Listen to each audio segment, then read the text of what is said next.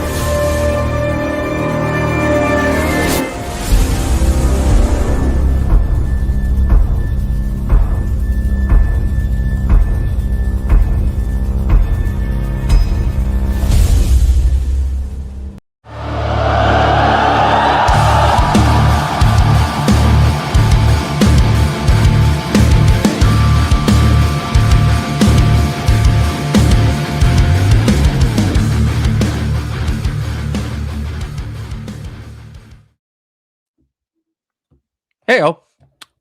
It's Friday afternoon, which must mean that it's time to get on YouTube and do a stream. And look, everyone, look, it's Vish. Vish is here. Hey, Vish. Hi. How's it going? How's I'm gonna it going? fight. There we go. Oh. Okay. I was just gonna quote David Lynch and just say, if you can believe it, it's a Friday once again.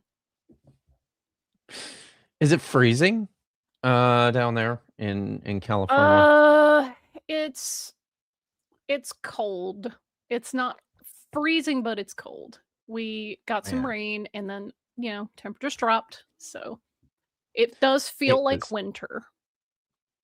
Yeah, it was so cold here yesterday. It was cold and windy and clear. We lost power for like 4 hours Ooh. because probably because something got blown over. That happens sometimes.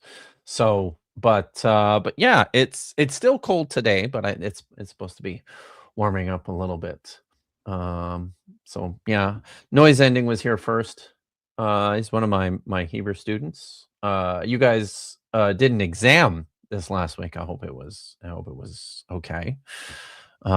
Cuneiform guy is here, and Simone is here. You know I'm gonna show up, right? Like it's I may be a minute or two behind, but I'll get there. Hey Holly, it's good to see you. An alias fake name. Birthday. Anyone else get served 3 ads instead of the usual 2? Nope, because I use ad blockers. Fuck at YouTube. Yes, and I'm on StreamYard, so but Yeah. yes. Prixie's here. Furry Fatal is here, and Lil is happy to see you. Vish, the weirdo CK Evan is here. People were concerned. Why did you have some problems last week? Well, I thought things went actually quite well, all things considered, because I tried something last week. And in the end it went okay, but not without a hitch. It was not entirely smooth sailing. So there was a fundraiser last week for a member in the community at Skeptic Haven, and I had asked to participate, so I thought I'd just hop on and see if I could simulcast the thing. So what I did was I just shared the broadcast on StreamYard and pulled everything else off the stage and put that up, right? And then just went over to their StreamYard link. Okay. And the problem, however, was that I am unable to mute my stuff in StreamYard. So then I had a 2.5 second delay between our live conversation and the broadcast, and was having to pay extremely close attention to what people were saying because it was driving the hell out of me. But yeah, there were there were undoubtedly some other issues. Well, I can show you this. It was serious enough that that Simone had a message for me. I think you'll appreciate it here. So I don't know how much of that you can read. I had to I squinted and I couldn't figure out what Bayotov was. And but yeah. Do you want me to translate this for the I audience, or you got it? recognize a spelling of my name, Vishanti. There you go. Yeah. So a fool says in his heart. Oh, the fool says it in his heart. I can will I can go. go. I can go on YouTube. I can go on YouTube without Vishanti. I remember this. So yeah, that I actually think I think that was before the simulcast part, and I did okay. Now the problem happened when I was trying to figure out how to get rid of the echo, right? So I just muted everything. And then everybody over here couldn't hear anything. And I wasn't following the local chat. I wasn't following our chat while I was on the other broadcast. So my Discord was going off, and then I had to run back and turn the sound off. So yeah, it wasn't perfect. I'll admit that. But we managed, and we're all, excuse me, very, very happy that you're back. You were dearly missed, and That's so good. Feels good for being here as you always are. So I don't know. Did you see the thumbnail for today? I saw it. Yes, I did. Okay. I didn't stare at it for very long, but I did see it. Okay. It's it's yes, that's right. Welcome to hell.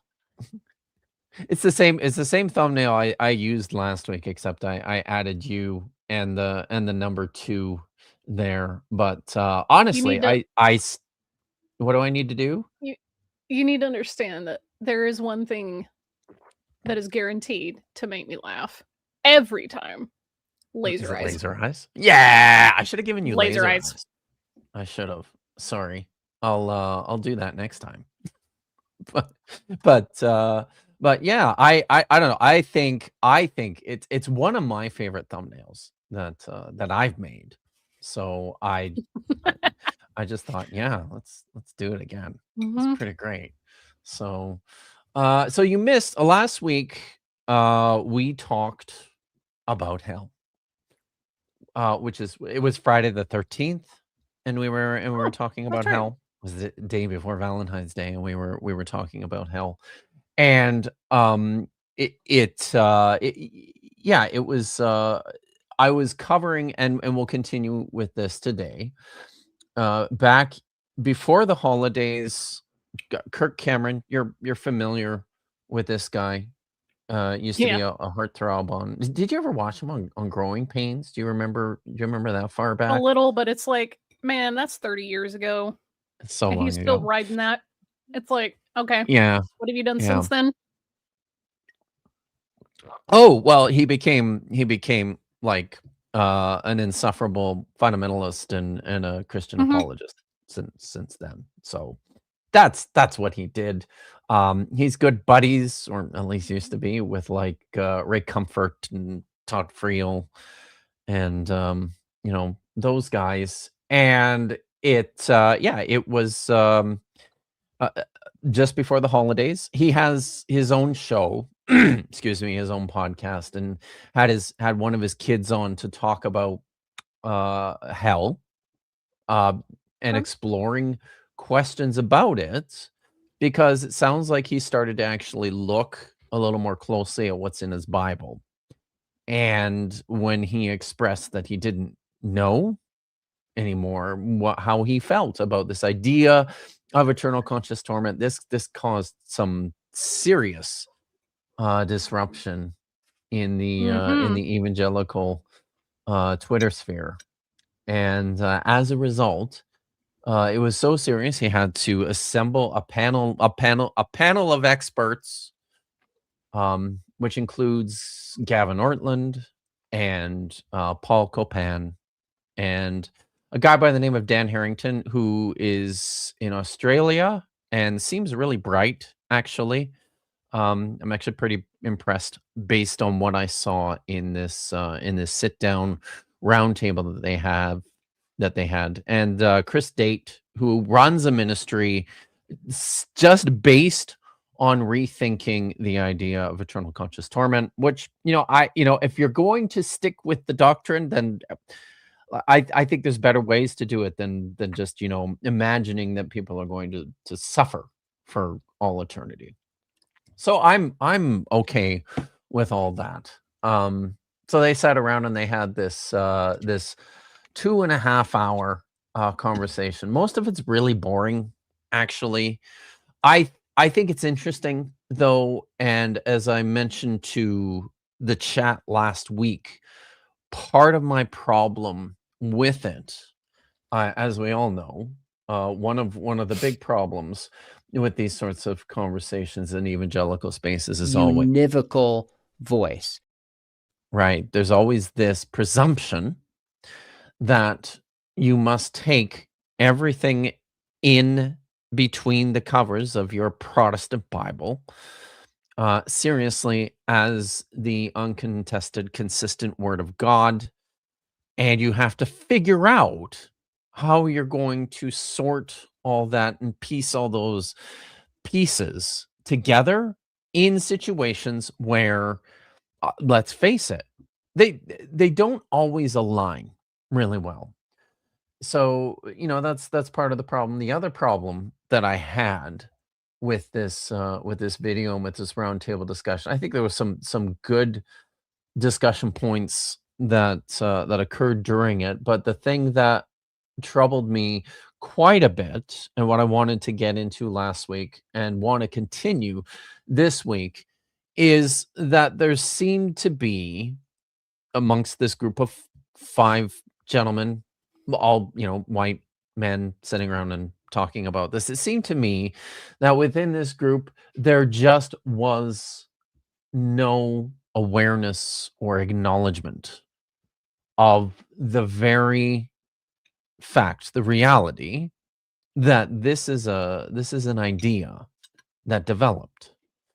This is an idea that took on a life of its own long after a lot of the texts in the Hebrew Bible were written, and there's a tendency to read varying ideas of this idea against one another in an attempt to bring them into conversation with one another. I felt like without a clear historical perspective of this development, you're really missing the boat for a lot of it.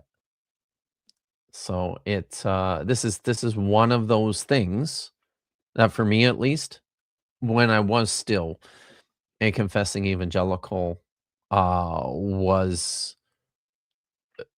an idea that really pushed me to it really eventually pushed me out, I think. So yeah, that's that's where we're at today. So I don't know. We got anything before Scott is asking, Oh yeah, how let's is talk becoming a about rabbi? this. So, I mean, I'm still a long ways off. This retreat was the trying to remember what the word was for it that we gave it, but I'm gonna complete a 2 to 2.5 year program, which I'm in now. We just hit the 1 year mark, and that after that program, that initial stage is concluded, then there will be a proper structured rabbinical track. And until that time, I'm kind of assembling my own curriculum. So I've been taking Hebrew classes. I learned Dead Sea Scroll stuff from Kipp. I took history through a different school, like early Jewish history through like a different school, just as a non-matriculated public student. I do a lot of like a la carte things that would be part of a normative rabbinic education. I'm just doing them now so that it'll help me later on when we get our formal thing together. So still in progress, still it's a while off, but I had a good retreat, so quite good. It's just I wasn't anticipating that the timing would happen when I'm trying to move, which is chaotic. So yeah, It's always something, isn't it? That's yep. timing. Yeah. So, but that's cool.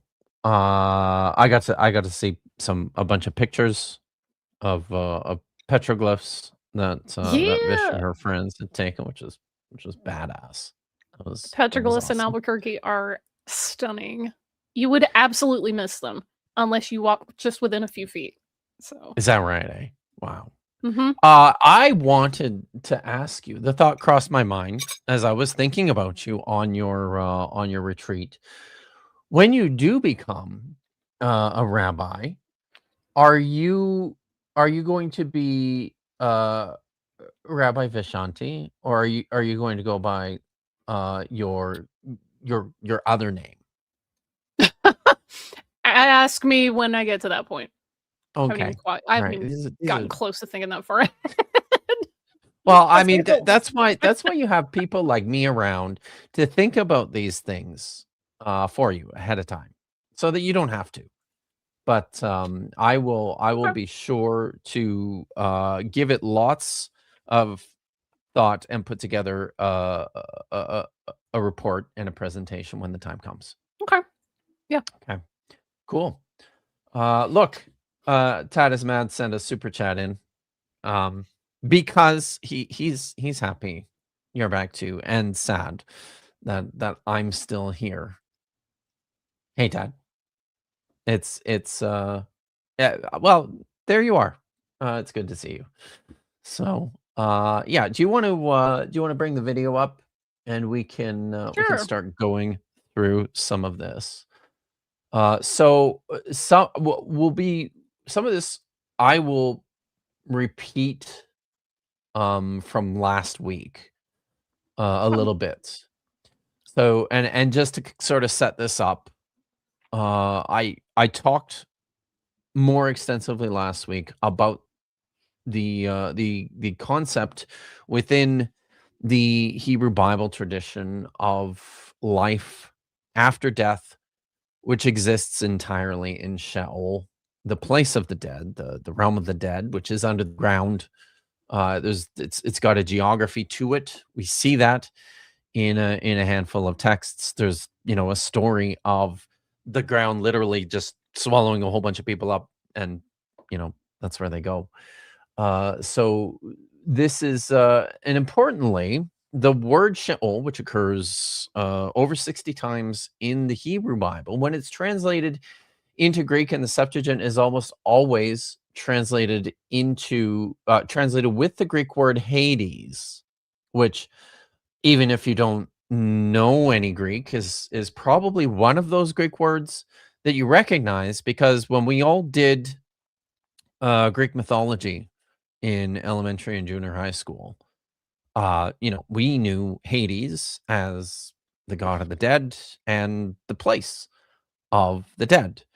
Similar in many respects to the conception of Sheol in the Hebrew Bible. It's a place that everybody went to. It wasn't a happy place. It was kind of a depressing place of no memories or limited memories, a place of gloomy darkness, but a place where people continue to maintain rank or status, and some sort of pitiful existence. So the Hebrew Bible is certainly certainly doesn't celebrate anything after death for most of it. Um, but it recognizes that this is a fate that awaits everyone, and it's not great being in Sheol, but it's just where everyone ends up. So there's some correspondence to the Greek idea of Hades. Of course, I think the the myth about what Hades is develops quite a bit beyond the limits that we see in the Hebrew Bible. So we don't know much beyond what is presented there. But this is the word, right? That the Greek translators chose to translate this word Sheol for describing the place of the underworld. It's an important point because the New Testament writers, the inventors, or the people who were the first to communicate to and about early Christians and early Christianity, were reading the Septuagint, and they were also adopting this term in their own writings, in their own written literature. So we spent a lot of time last week kind of talking and focusing on that. We're going to pick up here. The guy, you recognize the guy on the right. That's Gavin. The guy sitting right beside him is Dan. I think it's Dan Harrington. I apologize if I got that wrong. But he's going to start talking here about another important concept that appears within the Hebrew Bible as it relates to the New Testament idea of hell, and that's the idea of the fire of Yahweh, the eternal fire, the consuming fire. So if you maybe want to just let it go, we'll start here, and we'll see how far we get. Probably like 1.25 at least, maybe 1.5 for playback. Let's see. We'll start with 1.25. Let's start with 1.25. Do we want So does do we this want guy captions? to the left? Well, it's on Gavin's right, but it's our left.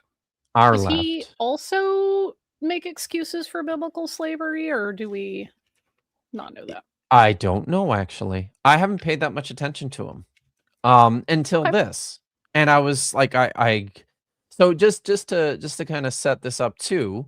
Gavin and Paul Copan are defending the eternal conscious torment side of this conversation. I'm not surprised. No. And then Dan and the other guy, Chris Date, are countering that with what they call conditional immortality, or what is more commonly understood to be annihilationism, that people just are extinguished, are eliminated in the last days.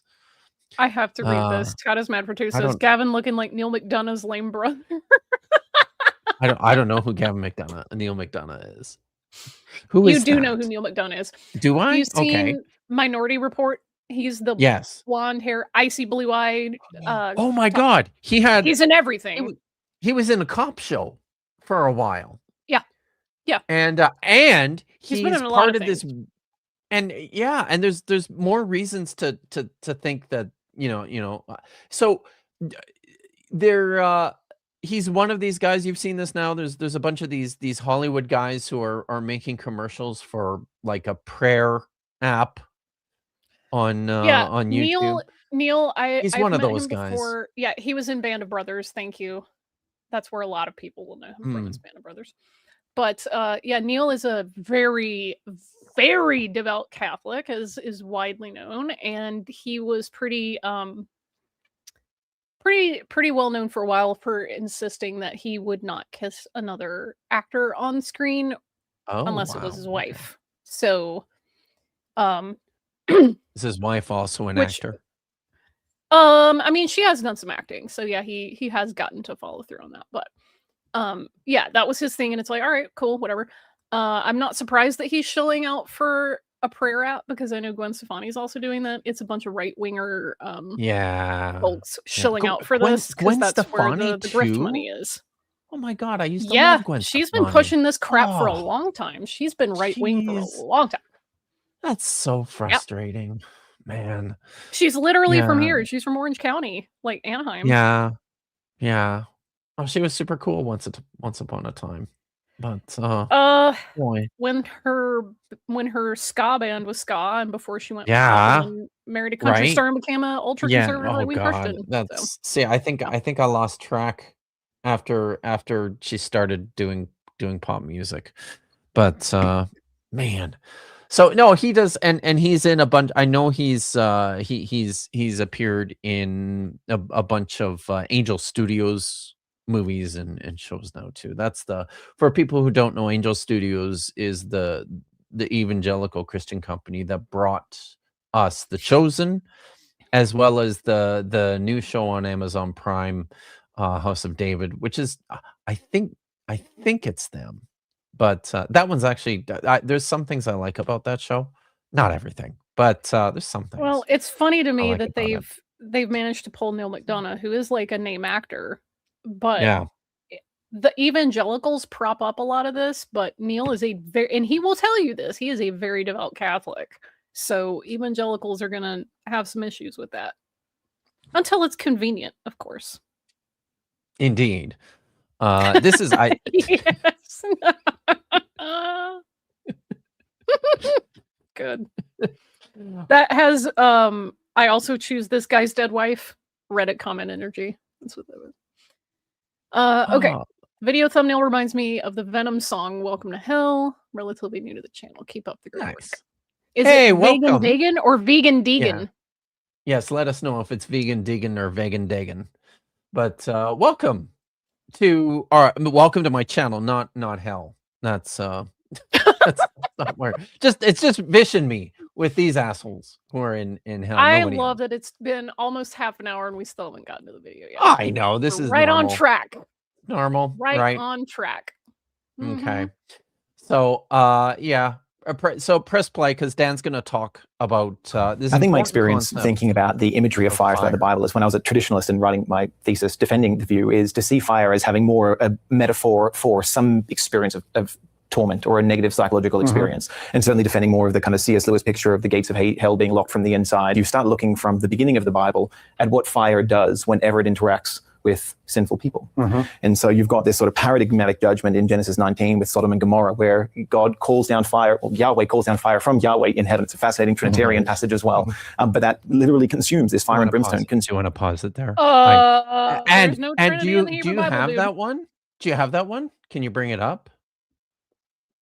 Can you be more specific? Oh, Genesis 19:24. Or is it 25? Yeah.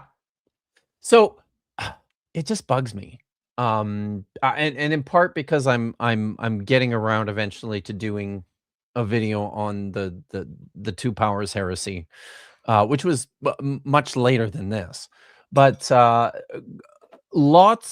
heard many Christian apologists point to this specific passage in the Hebrew Bible as somehow demonstrating the existence of, he said, a trinity. At best you could say it's Trinitarian. I'm like, what? Binity.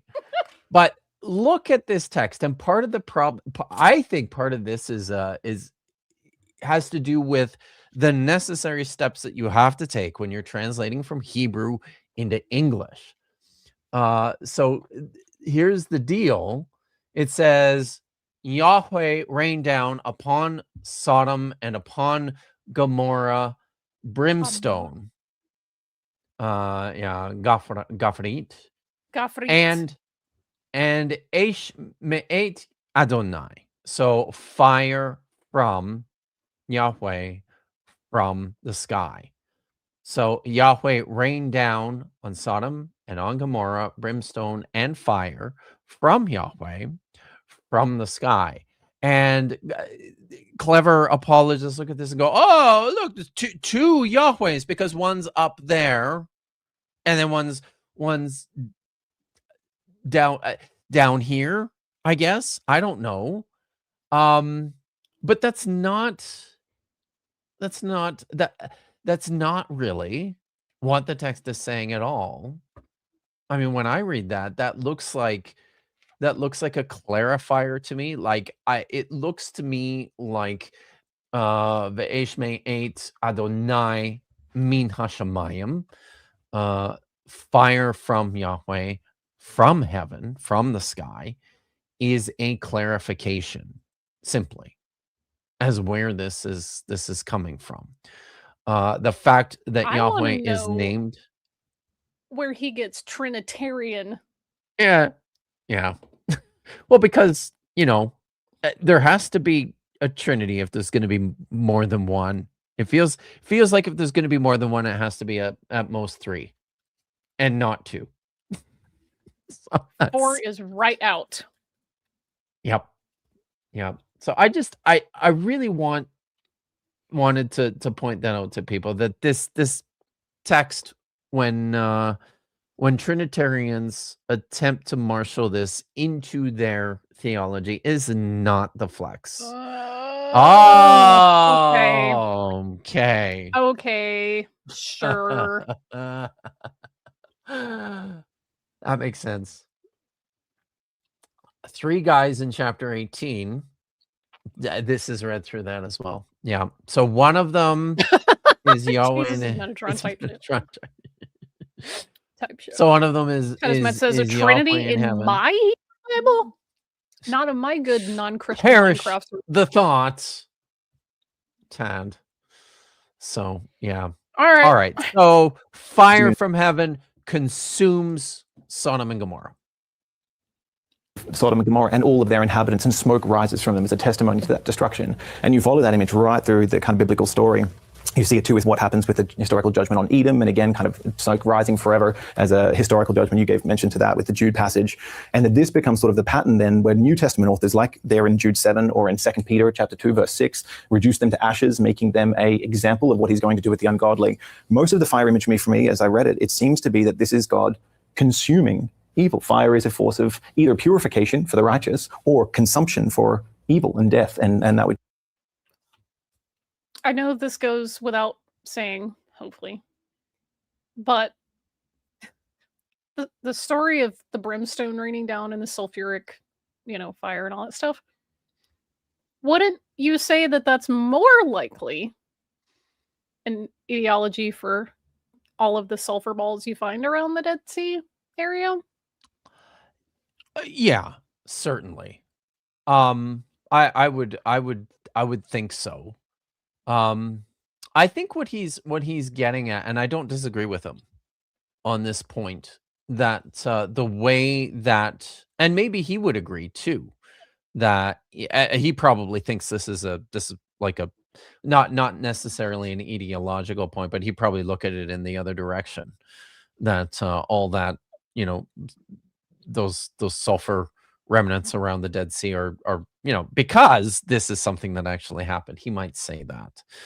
But I think the point he's making is not a bad one, in that this is a good example. Like the imagery of Sodom and Gomorrah, the fire coming down from heaven at a later point in time, becomes like a trope or an illustration of God's judgment through total destruction, right? Like God destroys things with fire. It's pretty consistent in a lot of respects. It happens a fair bit. Except for the one time he didn't. Yeah, with all the water. Water. There was that one time. Yeah, that's true. That happened that one time. So, but never again. Nope.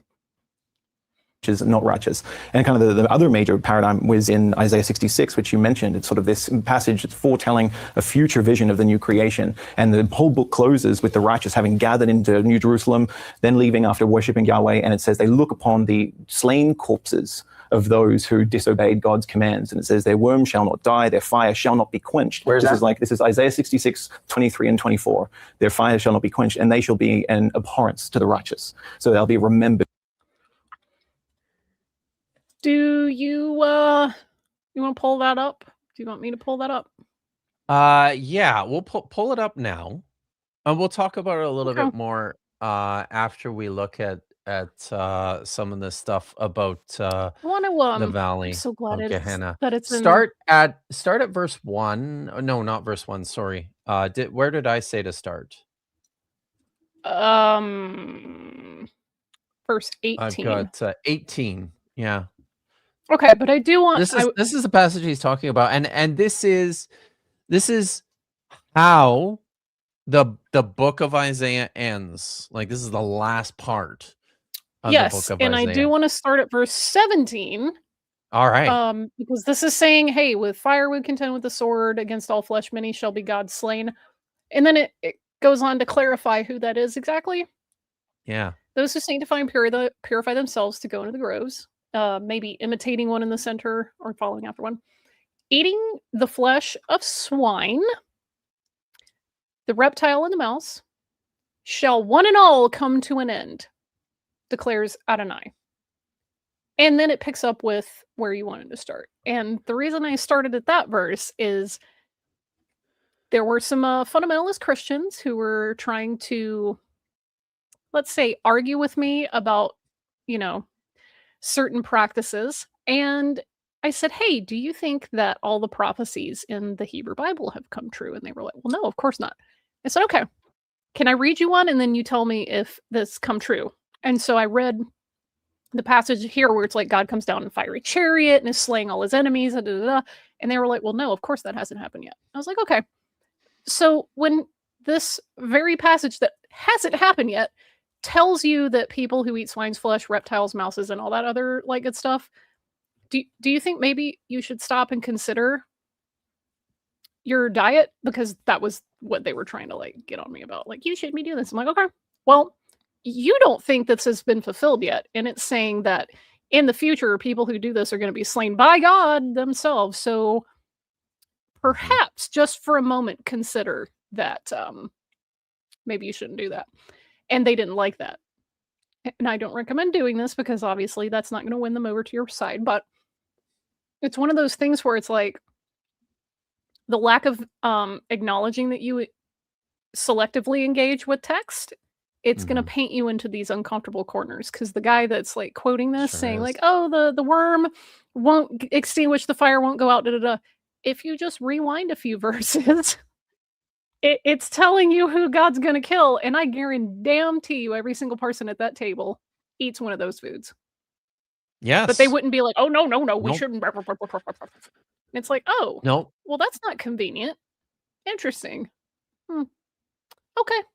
Verse 18. But he's reading this text though too, right? Through. So I mean, in some respects, yeah, you're right. Like if people read their Bibles more carefully, more fully, if they provided the same measure of weight to, all the text, then they should know better. But then by the same token, he's reading this through the Gospels, and it's either Matthew or Mark who cites this passage directly.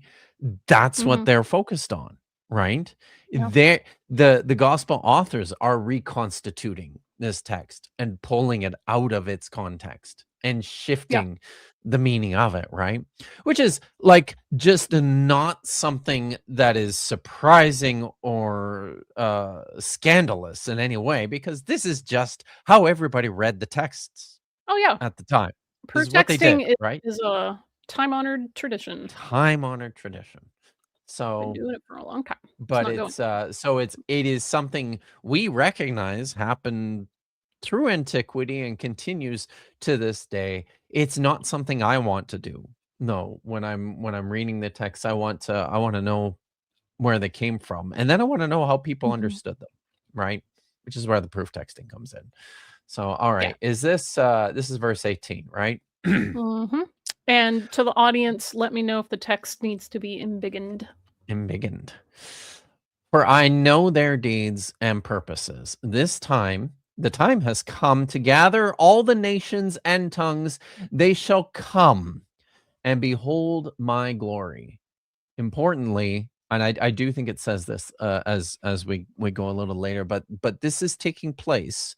We just finished seeing, the restoration of the new temple and the city in Jerusalem. This is we're on the holy mountain of Zion at this point. This is where this is taking place. I will set a sign among them and send from them survivors to the nations, to Tarshish, Pul, and Lud, that draw the bow, to Tubal, Yavin, and the distant coasts, that have never heard my fame, nor beheld my glory.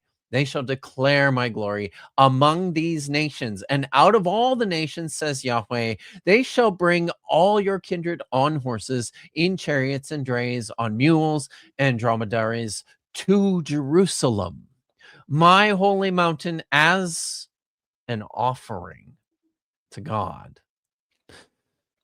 That's uncomfortable.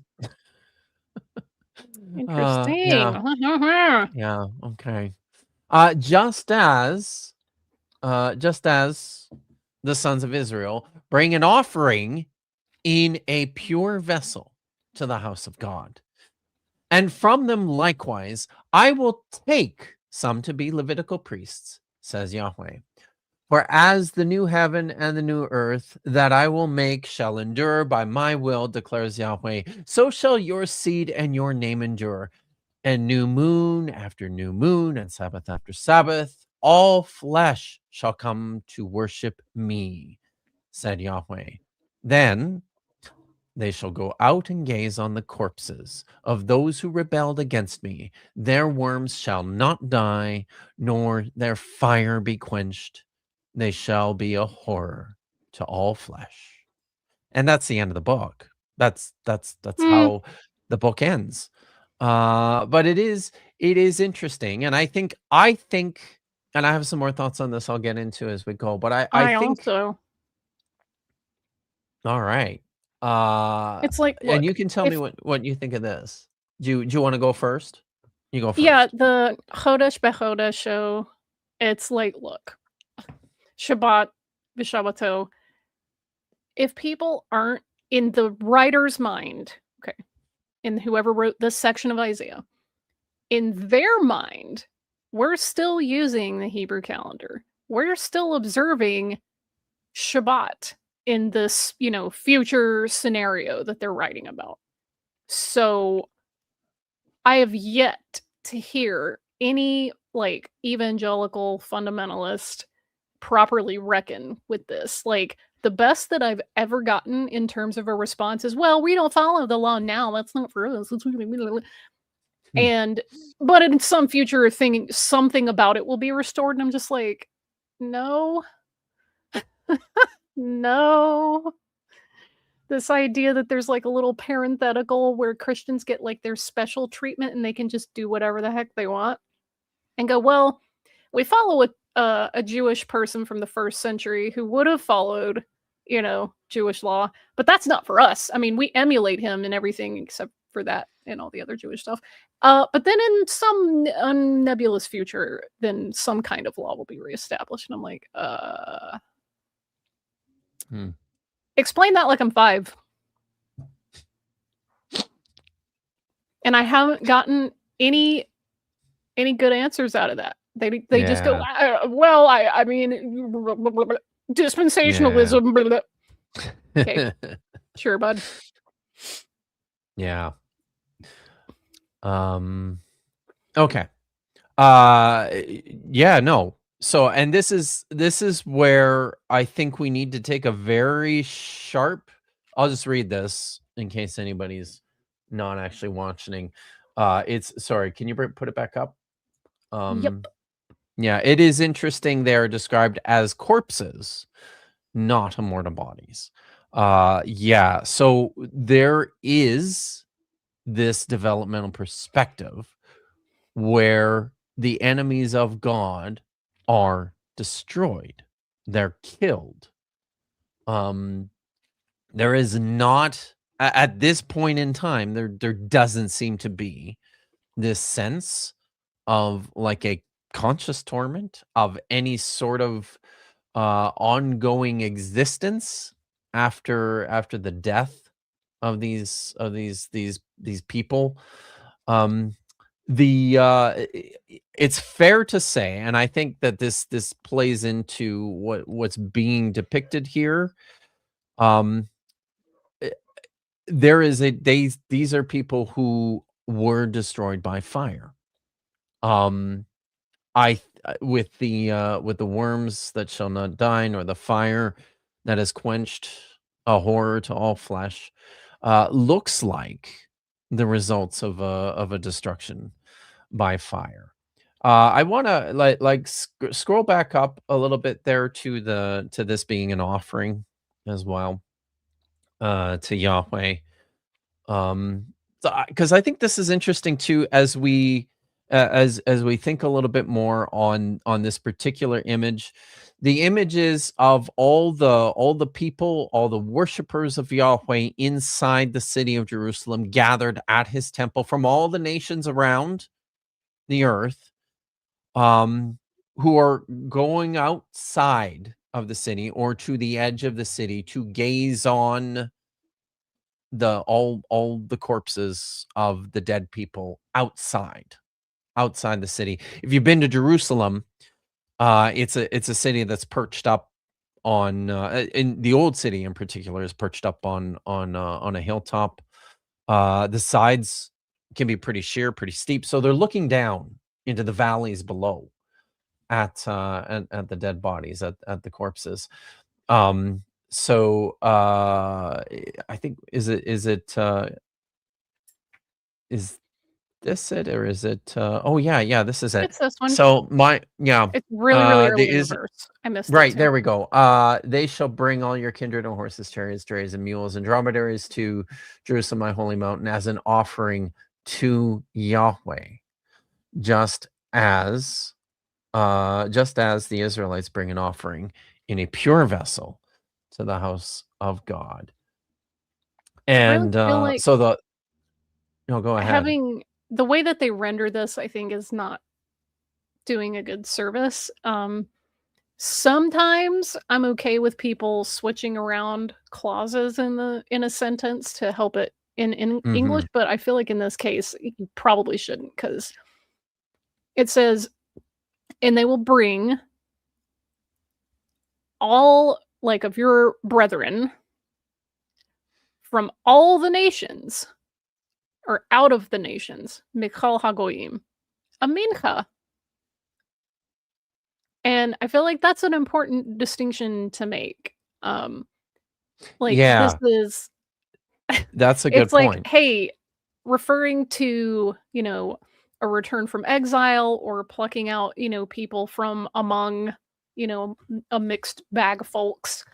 I feel like that's something that this particular translation is not quite getting across well enough. I think that's a good point. And this is not when we picture, and oftentimes when I talk about these sorts of offerings by destruction made to Yahweh, a more common word for that is the olah, the whole burnt offering, right, as opposed to the mincha. So yeah, that's a good observation, but I do want to put a bit of a pin in this, just bearing in mind the location here in the valleys outside of Jerusalem, the dead bodies, the corpses that are there, the smoke and the fire that seems to be pictured in this place, and the fact that these are sacrifices or devotions of some sort made to Yahweh. Let's watch and this is important.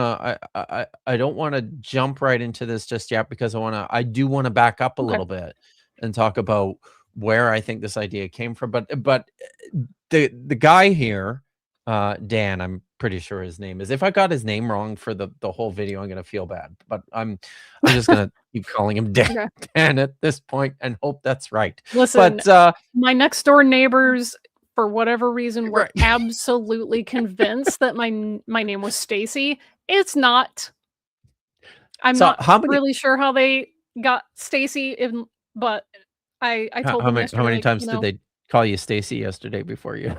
Me llamo, and then I told them my name, and they were just like, "Oh wait, your name's not Stacy. I don't know how we did that." And I'm like, "It's fine."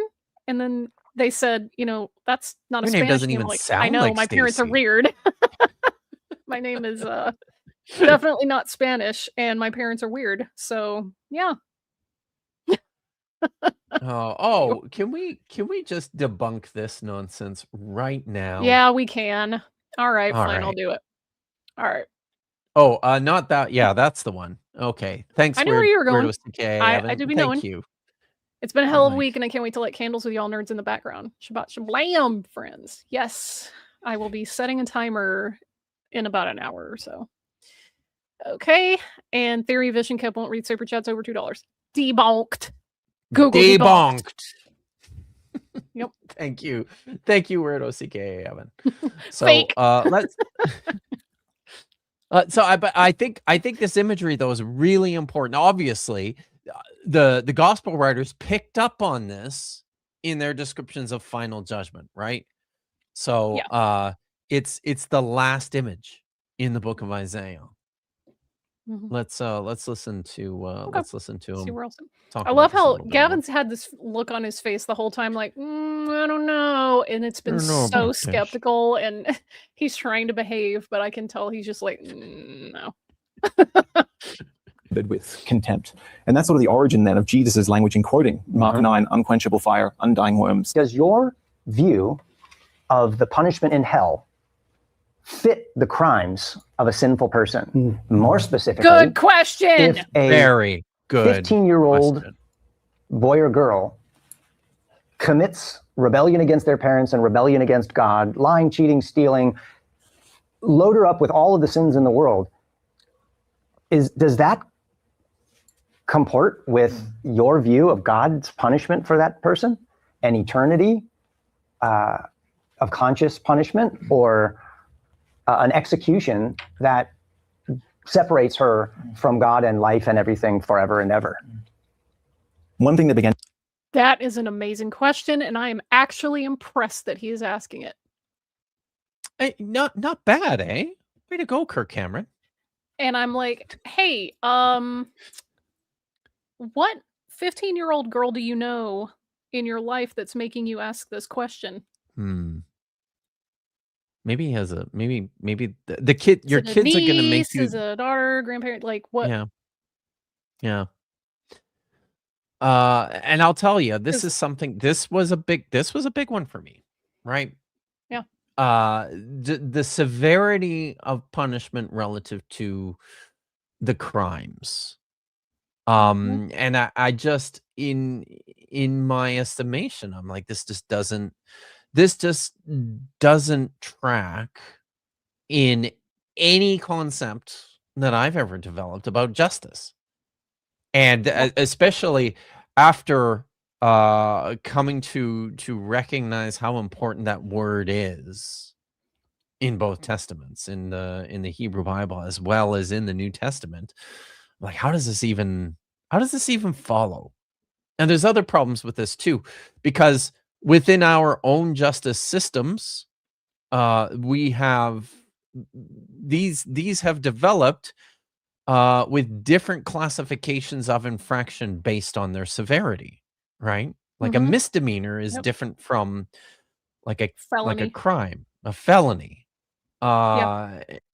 And infractions are different from misdemeanors. Like it's civil crime, like civil infractions are different from criminal. Like it just we've got all these ways of sorting this out as fallible humans. How is it then that there is just this seemingly sweeping judgment for all of it?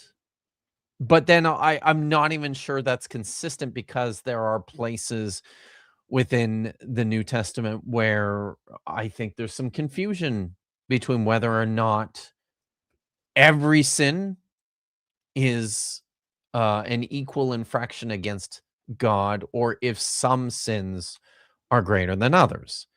I mean, both are in there. Didn't Jesus talk about like the smallest of laws, like, oh, preserving a bird's nest for its Yeah. parent?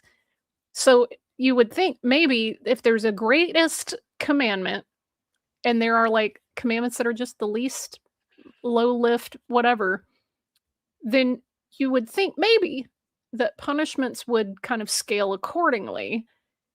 On top of the fact that a mortal living a whisper of life compared to eternity gets an eternal punishment for something committed in just like a blink. Yeah. Like, really? Right. That is wildly disproportionate. Yeah. So it's yes, this was a big problem for me for a Yeah. long time as I was coming out of my evangelical tradition.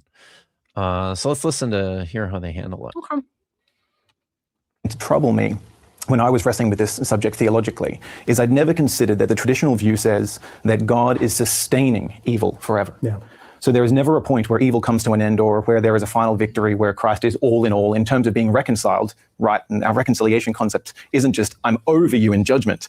It seems to be more that all that is left in creation is reconciled to Christ. And that's curious. And so those sort of apokatastasis passages, things like in 1 Corinthians or in Ephesians, where he'll become all in Colossians. But the other element of it is, and this is maybe more troubling for me, was this idea that it means that God's justice is never satisfied eternally.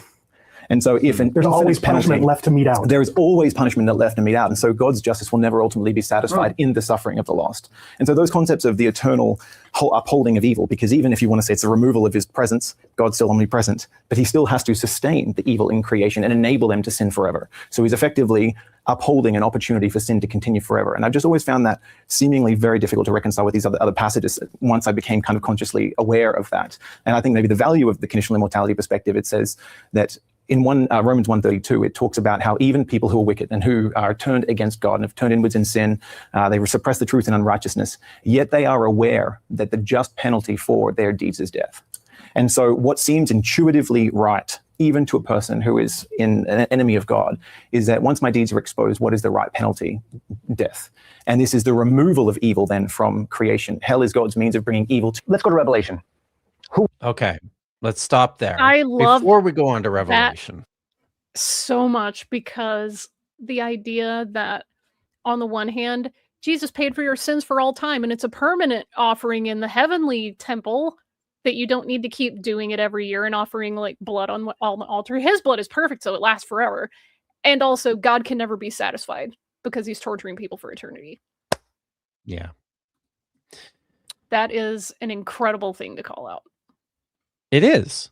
And I think it's extremely apt for why this notion of eternal conscious torment is almost certainly wrong. At least in the way I think there's some issues that even Christians who don't hold to that idea need to sort through. But like that sounds right to my ear. So let's take a break from that for a minute. They're going to go into the rest of this video is them talking about some texts in the book of Revelation, which are especially problematic and troubling. So before we go there, let's talk about hell from a lexical perspective in the New Testament. And I started doing some of this last week. We talked about how I introduced this today already, how this concept of Sheol from the Old Testament, from the Hebrew Bible, is translated in the Septuagint in Greek into this term Hades. We see this term used quite a lot throughout the so-called apocryphal and pseudepigraphical literature. Just to give you a couple of examples here from Ben Sira, it's used. I'll just list a few here. Esther 13:7, Wisdom of Solomon 1 verse 12 to 15, and chapter 2 verse 1, 16 verse 13. Ben Sira 9 verse 12, 14 verse 16, 17 verse 27, and a few other texts. I'll read those in a minute. Tobit 3:10, 2 Maccabees 6:23, and on and on and on. Like it is a prevalent idea, and it's because, and these are all texts, by the way, well, except for Ben Sira and Tobit, but most of these other texts are almost certainly all written in Greek. So this is at this point a developing Jewish Hellenistic idea. This equation of Hades with Sheol was a natural one for them. So just looking at a couple of these, this is Ben Sira. I'm just reading this out of my Cambridge Apocrypha.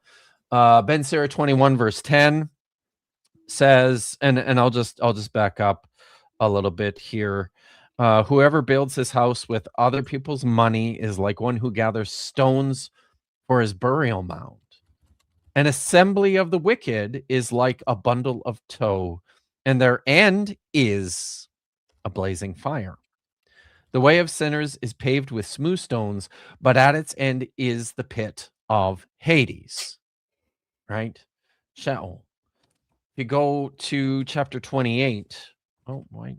I thought I had that one. Okay, there we go. If we go to chapter 28, verse 21, it reads like this.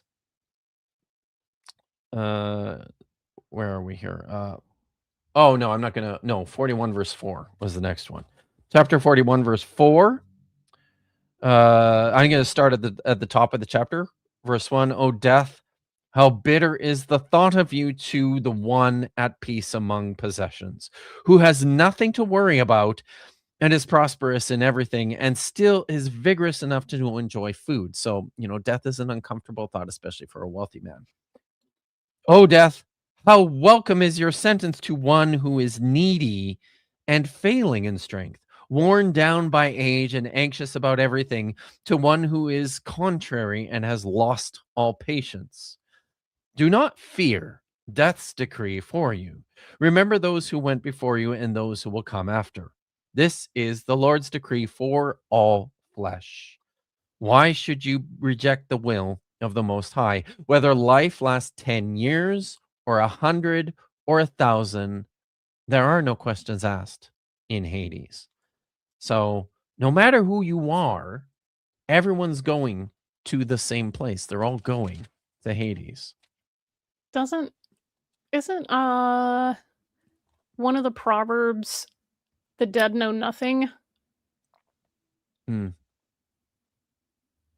Yeah. So how are you eternally conscious if the dead know nothing? Are you just dead for a while and then God brings you back to suffer forever? Good question. I mean, I think within the conceptualization of this among the writers of the Hebrew Bible and then the later Hellenistic Jews, this was the sense of there being like existence, but without any, as I mentioned in the beginning, like no memory. There's no contemplation. There's just it's just like a blank existence. Sometimes it's presented like sleep. But there's also not a lot of consistency in this or development in this either, right? So I'll just read one more here from Ben Sira. Chapter 48. This is part of his long poem celebrating the heroes of the faith, the great ancestors of the Hebrew Bible. And this is where he's talking about Elijah. He says, Elijah arose a prophet like fire, and his word burned like a torch. He brought a famine upon them, and by his zeal he made them few in number. By the word of the Lord he shut up the heavens, and also 3 times brought down fire. How glorious you were, Elijah, in your wondrous deeds. Whose glory is equal to yours? You raised up a corpse from death and from Hades by the word of the Most High.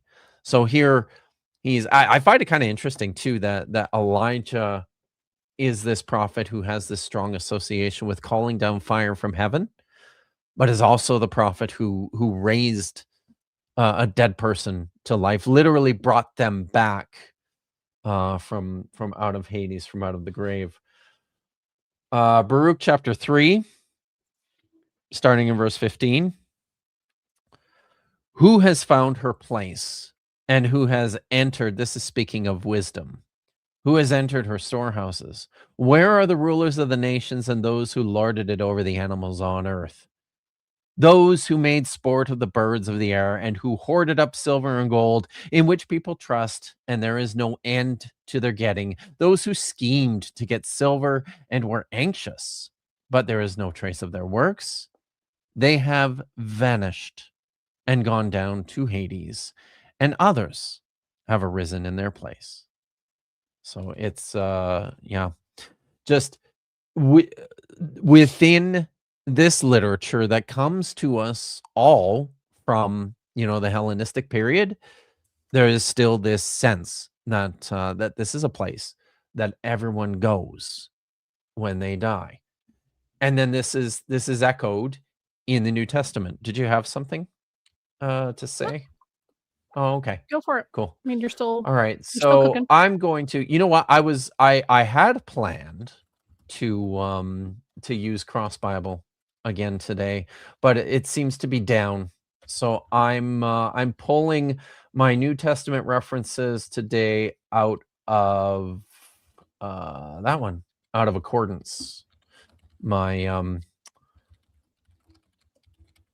my computer software. I loved for how the for the creator Bible. of Cross Bible, upon being told that, hey, you named it Christian Cross, Cross Bible, that, might disincentivize people who aren't Christians, like Jews, from using your program. And he Yeah. was like, yeah, well, the money's where the Christians are, and that's the bulk of the audience. I'm like, oh, cool. Well, I mean, he's also a Feels great. Christian. So Yeah, but it's like, if you want to promote your stuff as like a robust study tool, one would think that you would want the broadest possible audience, but perhaps my business acumen is lacking. I don't know. To me, I don't think it's the sort of thing that that should be enough to turn people off. I'll just say that. But what do I know? Don't care if it's Christian branded. I'm like, why would I use this? Yeah. So, well, whatever. It's music because it's good and it's functional. But and it is. So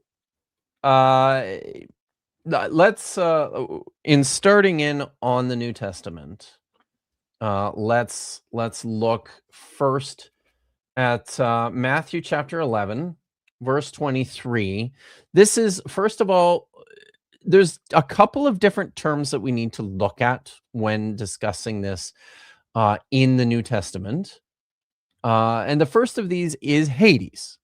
As we've been exploring, this is the concept of Sheol, transplanted from the ancient Israelite religion into this Hellenistic Jewish world and translated as Hades. This is the place of the dead. It's named after the god of death. In the New Testament, and some of these are points that I made last week, but they bear repeating. Very interestingly, the word Hades is never used in the Gospel of Mark, which is our oldest gospel. It is also never used by the writer of the Gospel of John, and it's never used by Paul. Actually, Paul never talks about a place where anybody goes, where the wicked go when they die. Paul just talks about destruction. So it is used by Matthew and Luke,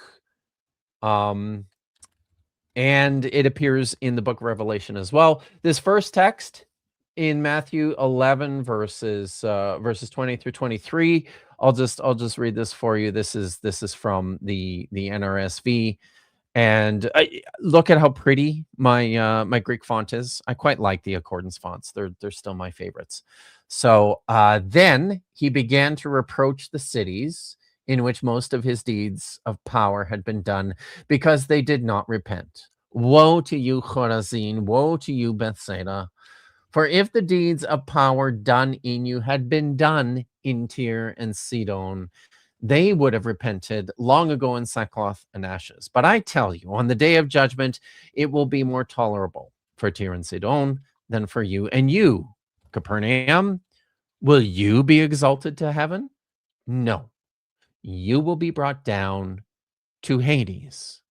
For if the deeds of power had been done in you that had been done in Sodom, it would have remained until this day. But I tell you that on the day of judgment, it will be more tolerable for the land of Sodom than for you.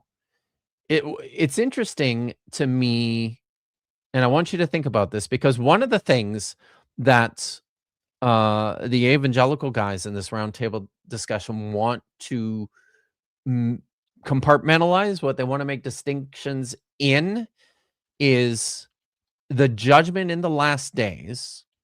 And in their estimation, that's and they all agree about this, that hell is the fate of everyone in the last days. And that's different from what happens to the unregenerate, the unrepentant prior to then. And so they make this distinction, right? Here in Matthew, the way that he's talking about Hades sounds like total destruction. He ties it to judgment. He talks about what's going to be happening in the where does he say it here? Will it remain until this day that I tell you that on the day of judgment it will be more tolerable for the land of Sodom than for you. So that's the first text which references Hades. That is pretty interesting and important. The other one that a lot of people fix on is the parable in Luke chapter 16. Luke 16. So this is the parable of the wealthy man and Lazarus. I think it's Luke 16. Oh, right. I remember that's this, Luke where 1. he's like, "Oh, we're on opposite sides of a great divide, and I'm miserable. You know, Yeah. hey, Father Abraham, can't you give me a little drink of water?" It's like totally using a metaphor and a teaching tool. It's not saying this is actually how it's going to happen. Yeah. Or this is actually how it is. Right. So we know this story. There's a rich man, Yeah. and there was a poor beggar named Lazarus, and Mhm. and they both died, right? And the poor man died and was carried away by the angels to be with Abraham. The rich man also died and was buried. Then it says in Hades, where he was being tortured. This is the word commonly used for like severe painful physical punishments issued to slaves in particular. In like I'm talking about in other Greek literature. It can be used for like psychological torment as well. But he's in Hades where he's being tortured, and he looks up and saw Abraham far away with Lazarus by his side.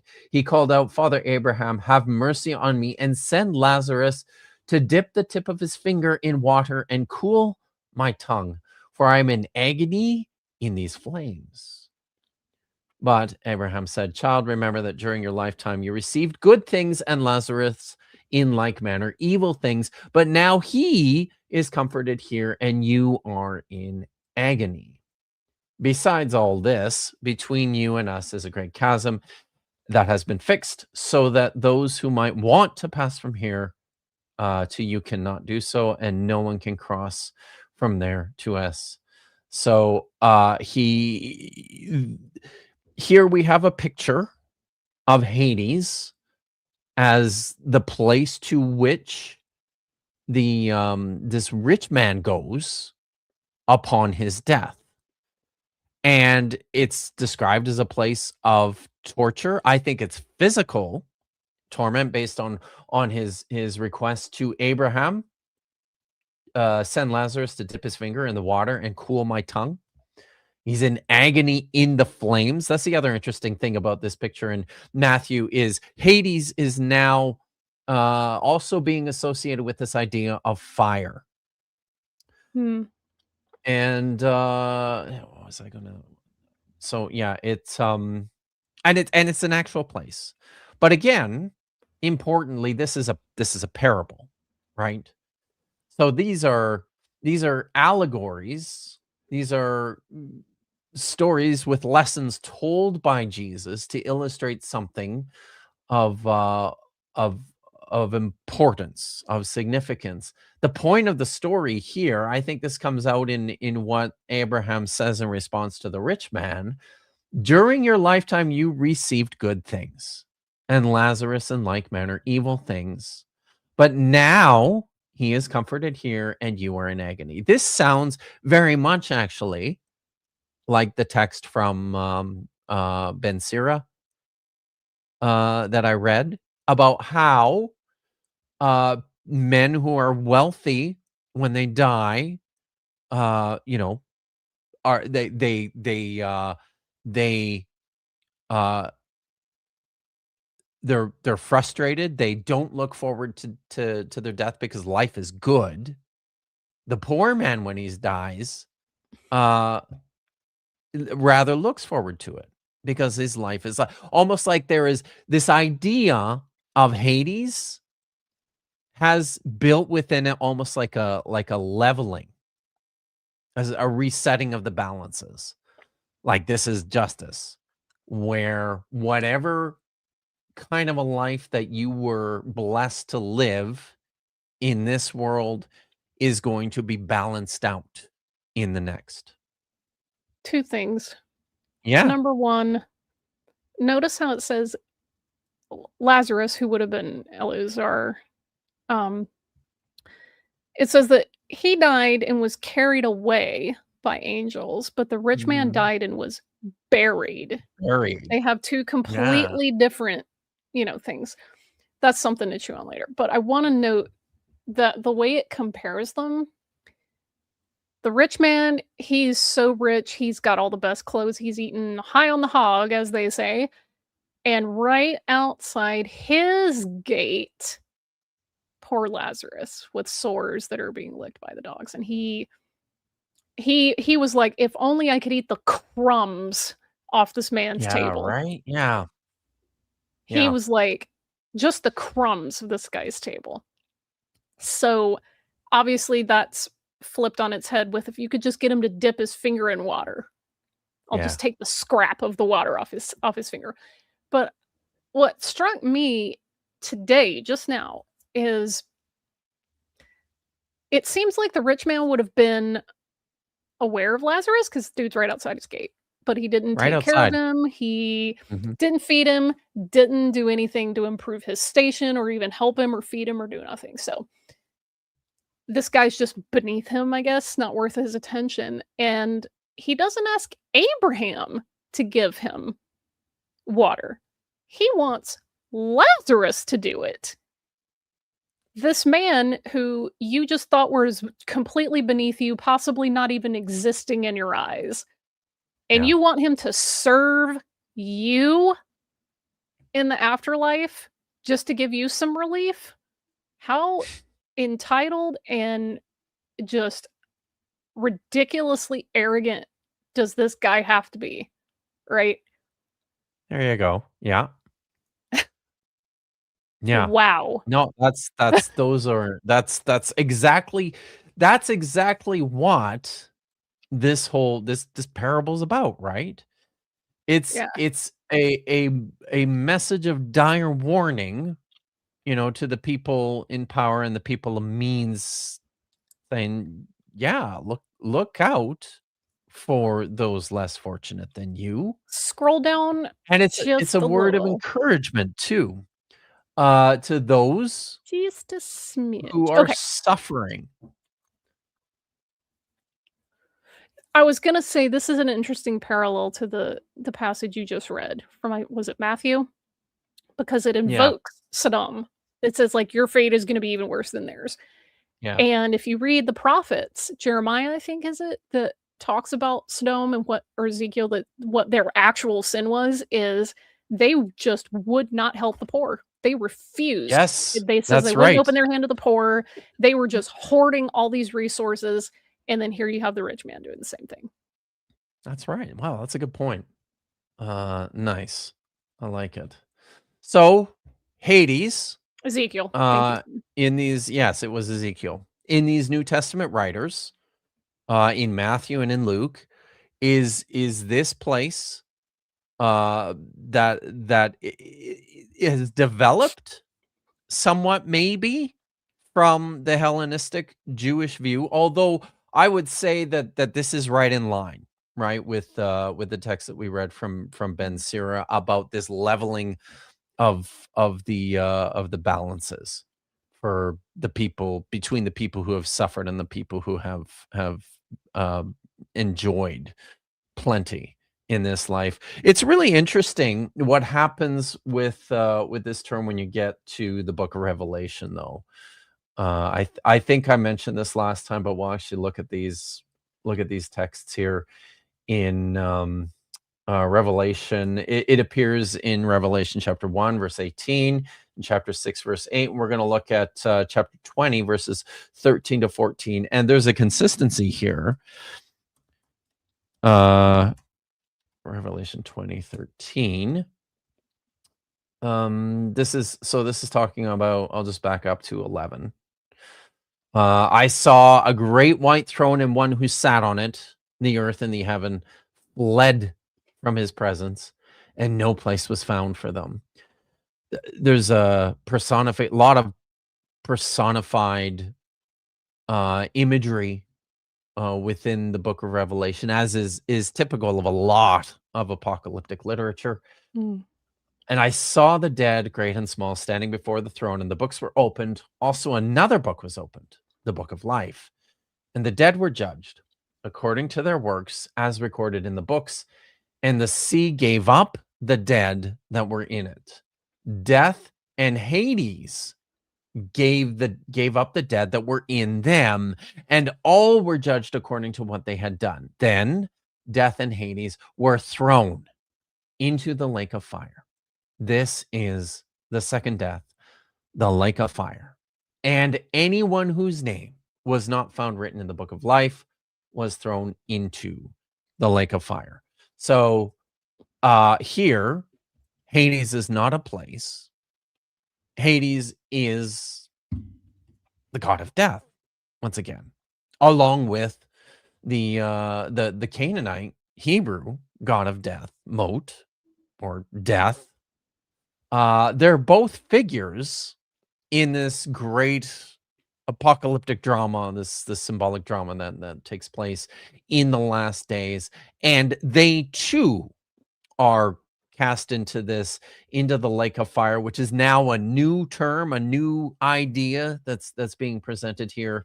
And I think that in order to understand what's going on in the book of Revelation, it's important now to rewind and introduce this other concept that appears in the New Testament, and that is the fate of those who end up going to Gehenna. What is this? I really like Lawson this. of Spring. There's a democratization of the afterlife that's happening in the broader cultural milieu.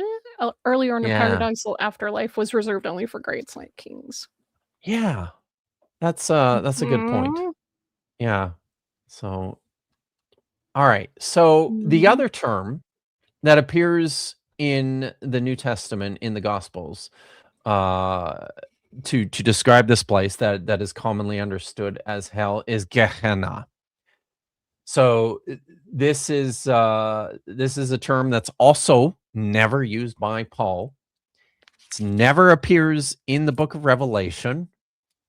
It is used very importantly by Mark in Mark chapter 9, verses 43 to 47. We're going to look at that. And it's also used by Matthew. We'll look at the Mark passage first. Mark 9:43. If your hand, so back this up a little bit. If any of you put a stumbling block before the little ones, these little ones who believe in me, it would be better for you if a great millstone were hung around your neck and you were thrown into the sea. If your hand causes you to stumble, cut it off. It is better for you to enter life maimed than to have two hands, or I think to keep your two hands and go to Gehenna, to the unquenchable fire. And if your foot causes you to stumble, cut it off. It is better for you to enter life lame than to keep your 2 feet and be thrown into Gehenna. And if your eye causes you to stumble, tear it out. It is better for you to enter into the kingdom of God with one eye than to have 2 eyes and be thrown into Gehenna, where the worm never dies and the fire is not quenched. Recalling that same imagery that we saw in Isaiah chapter 66, right? So you know what Gehenna is, right, Vish? Uh-oh, she's gone. My foil is gone. Oh, The no. Valley of It's like- Hinnom. Yes, thank you. What is the Valley of Ben Hinnom? Or the Valley of Hinnom? I'm being very, very rude by disrupting her. So this is a transliteration of this Hebrew term. We talked a little bit about this last week, and the valley Gehenna is literally the Valley of Hinnom in the Old Testament. In the Hebrew Bible, it is the Ge B'nai Hinnom, the Valley of the Sons of Hinnom. It is an actual place located on the, where's my notes? There we go. Located on the northern side of the city of Jerusalem. It's the northern boundary between Judah and Benjamin. We see that in texts like in Joshua chapter 15, verse 8, and chapter 18, verse 16. But it is notorious within the Hebrew Bible, the Valley of Hinnom, as the place where people in the 8th, 7th, and maybe 6th centuries offered up child sacrifices. It has been commonly understood as a place where child sacrifices were offered to this god Molech, although there are more and more scholars who are convinced that there was no god Molech, and that this is just a technical term that's used for a type of offering that in some instances involved burning infants and burning children in fire. So do you have the first text there in Jeremiah 7:31? If we could look at that first of all. I do. Yay. So this is Jeremiah, or actually this is more appropriately probably a later editor who's inserted this complaint into the text of the book of Jeremiah, but this seems to be based on an historical reality. We read about this in 2 Kings chapter 23, where Manasseh and Ahaz,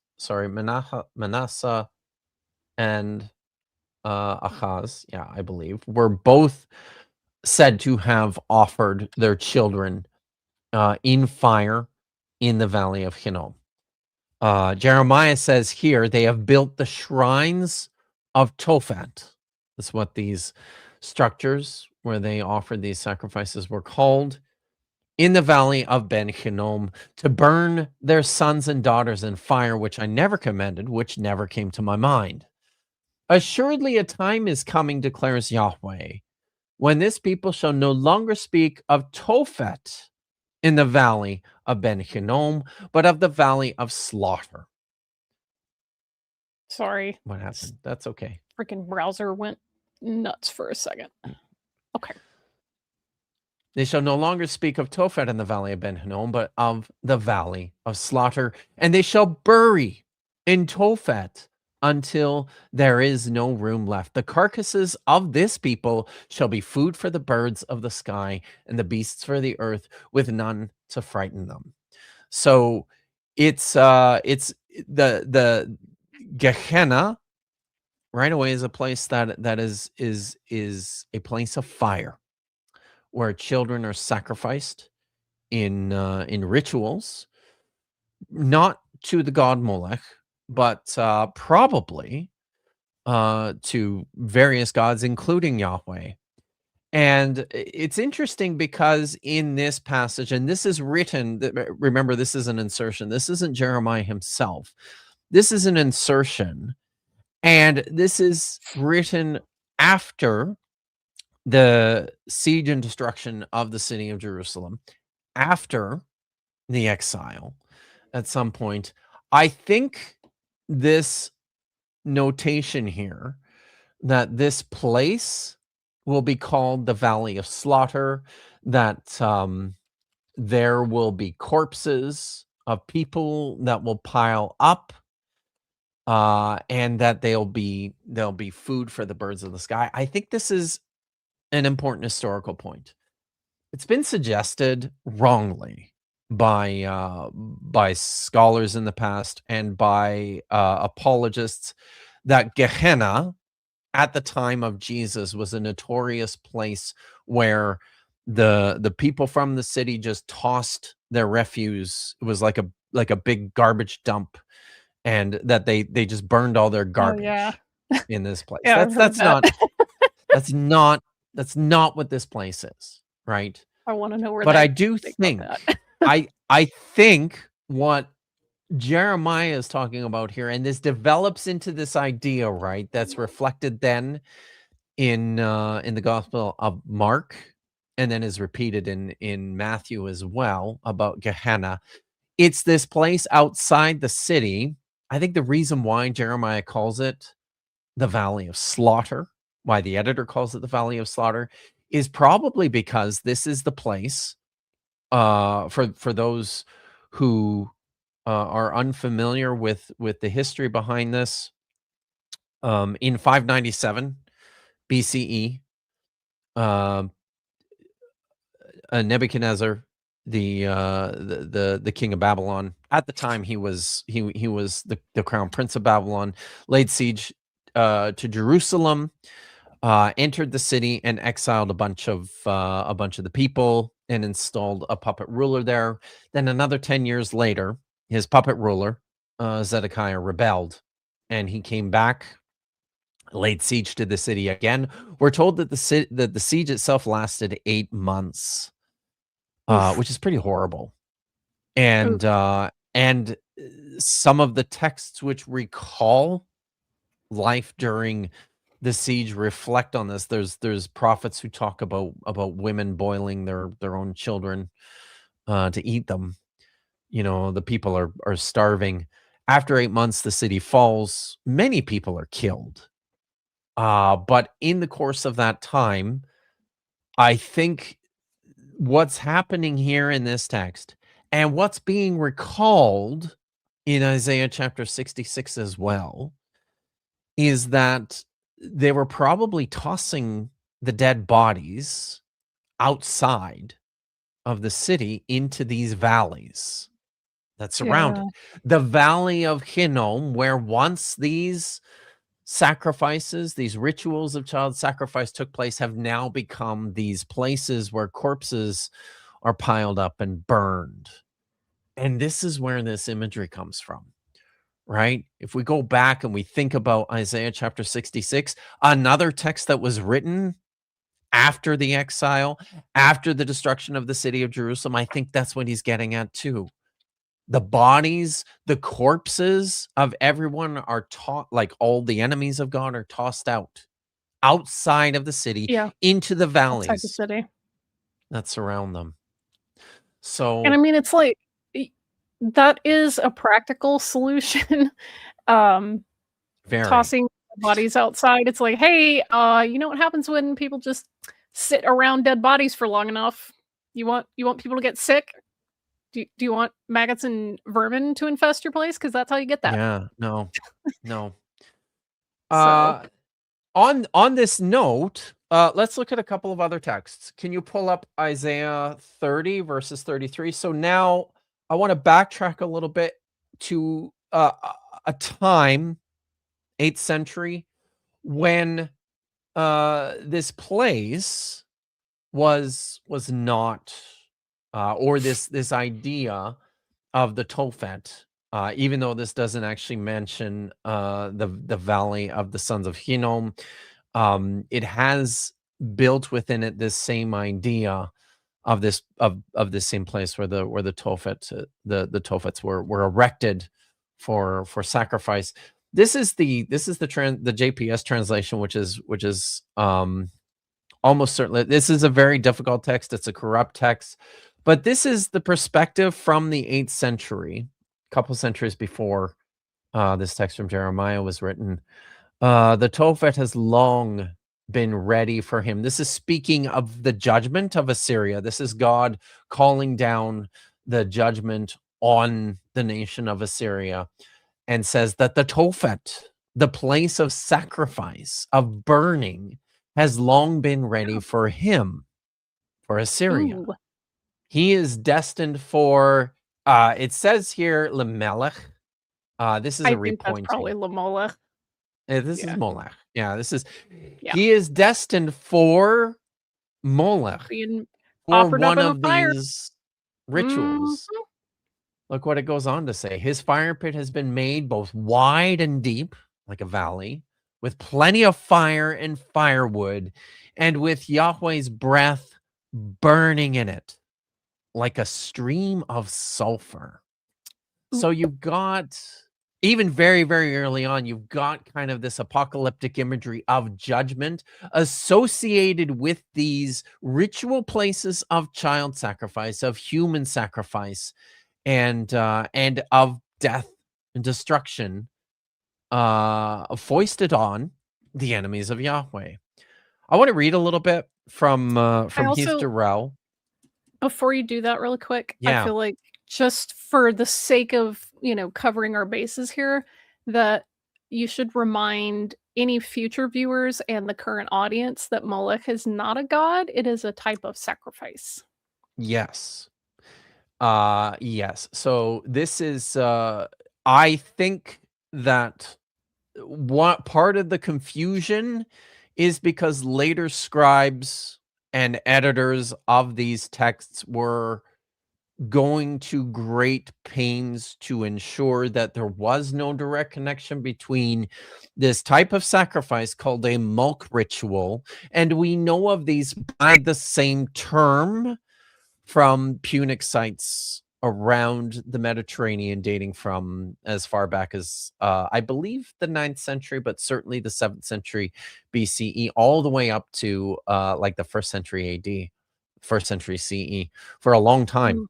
The Phoenicians, the Punic people, the Aegeans were performing these rituals.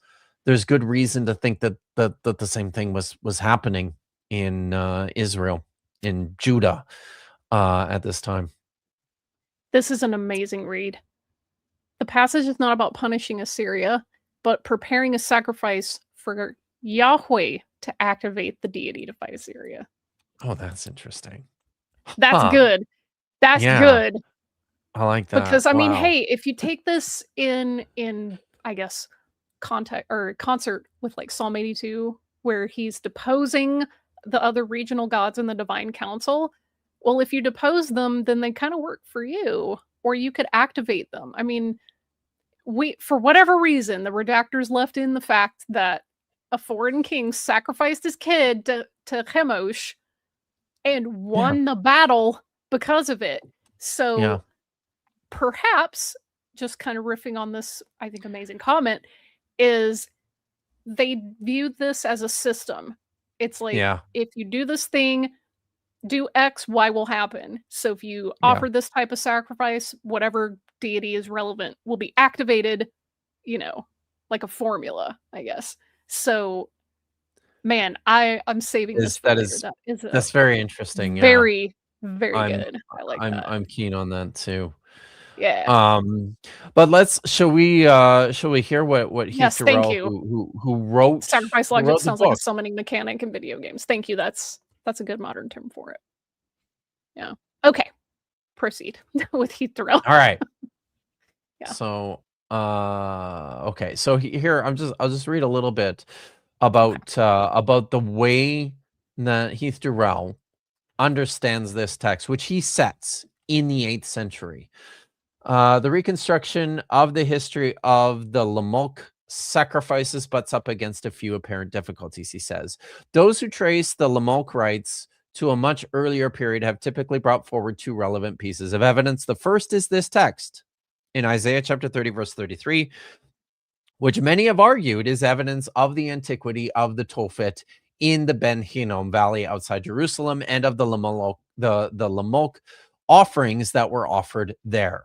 The verse serves as a conclusion of an oracle against Ashur, either the deity, the nation, or both.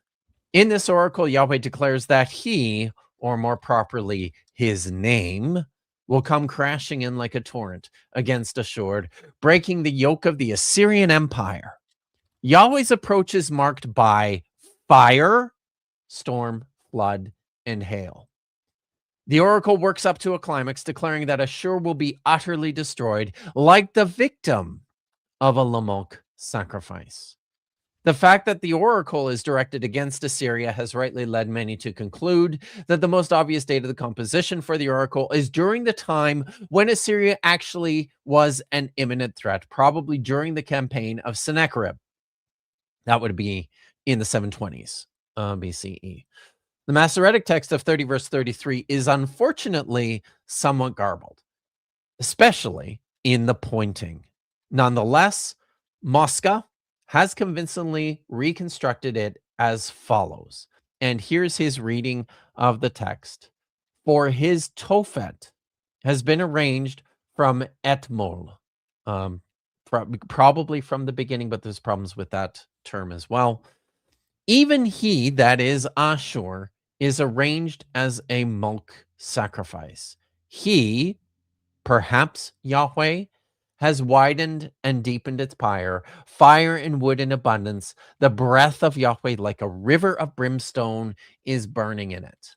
Thus, the oracle depicts Ashur as the victim of a Lamolk sacrifice, who will soon be consumed by a blazing fire. And on its basis, Mosca draws 5 points, 5 important conclusions concerning the Lamolk rite, which may be outlined as follows. First, this expression, passing children through the fire, which is the common expression, one of the common expressions for describing child sacrifice in the Hebrew Bible, and is consistently associated with the Molk offerings in the Valley of Ben Hinnom. Passing children into the fire involves their death, not merely their dedication. For example, the passage obviously implies Ashur's destruction, not dedication. Second, the ritual accords well with what we can discern concerning the Carthaginian rites with the same name. See especially the description of Diodorus, who also has the rite take place in a pit filled with fire. Also compare the timbrels and lyres in Isaiah 30 verse 32 to Plutarch's claim that the Carthaginian rite was accompanied by flutes and drums. Finally, Isaiah 30:27 sets the rite at night, as does the stele at Ngaios, that refers to the sacrifice as a sacrum magnum nocturnum. Third, biblical mem lamed kaf is a sacrificial term, not the name of a deity. For example, in being arranged as a molk. Ashur is presented as the victim of a sacrifice, not its recipient. Fourth, the Lamolk rite is presented as a part of the official Yahwistic cultus, since it is unlikely that Yahweh would be presented as presiding over or even initiating a non-Yahwistic sacrifice. And finally, Isaiah does not appear to have objected to the right.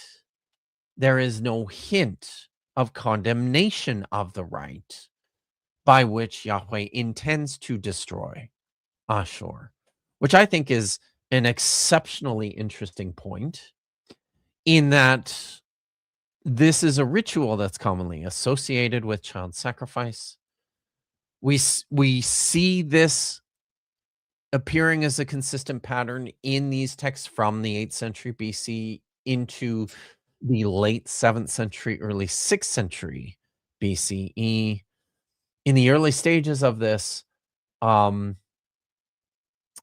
Isaiah doesn't say anything about them, except for this text, which seems to feature Yahweh performing this rite of his victim, Ashur. Oh my god. So it's Sorry to break up the seriousness with a shit post, but my milk shake brings all the gods to the yard.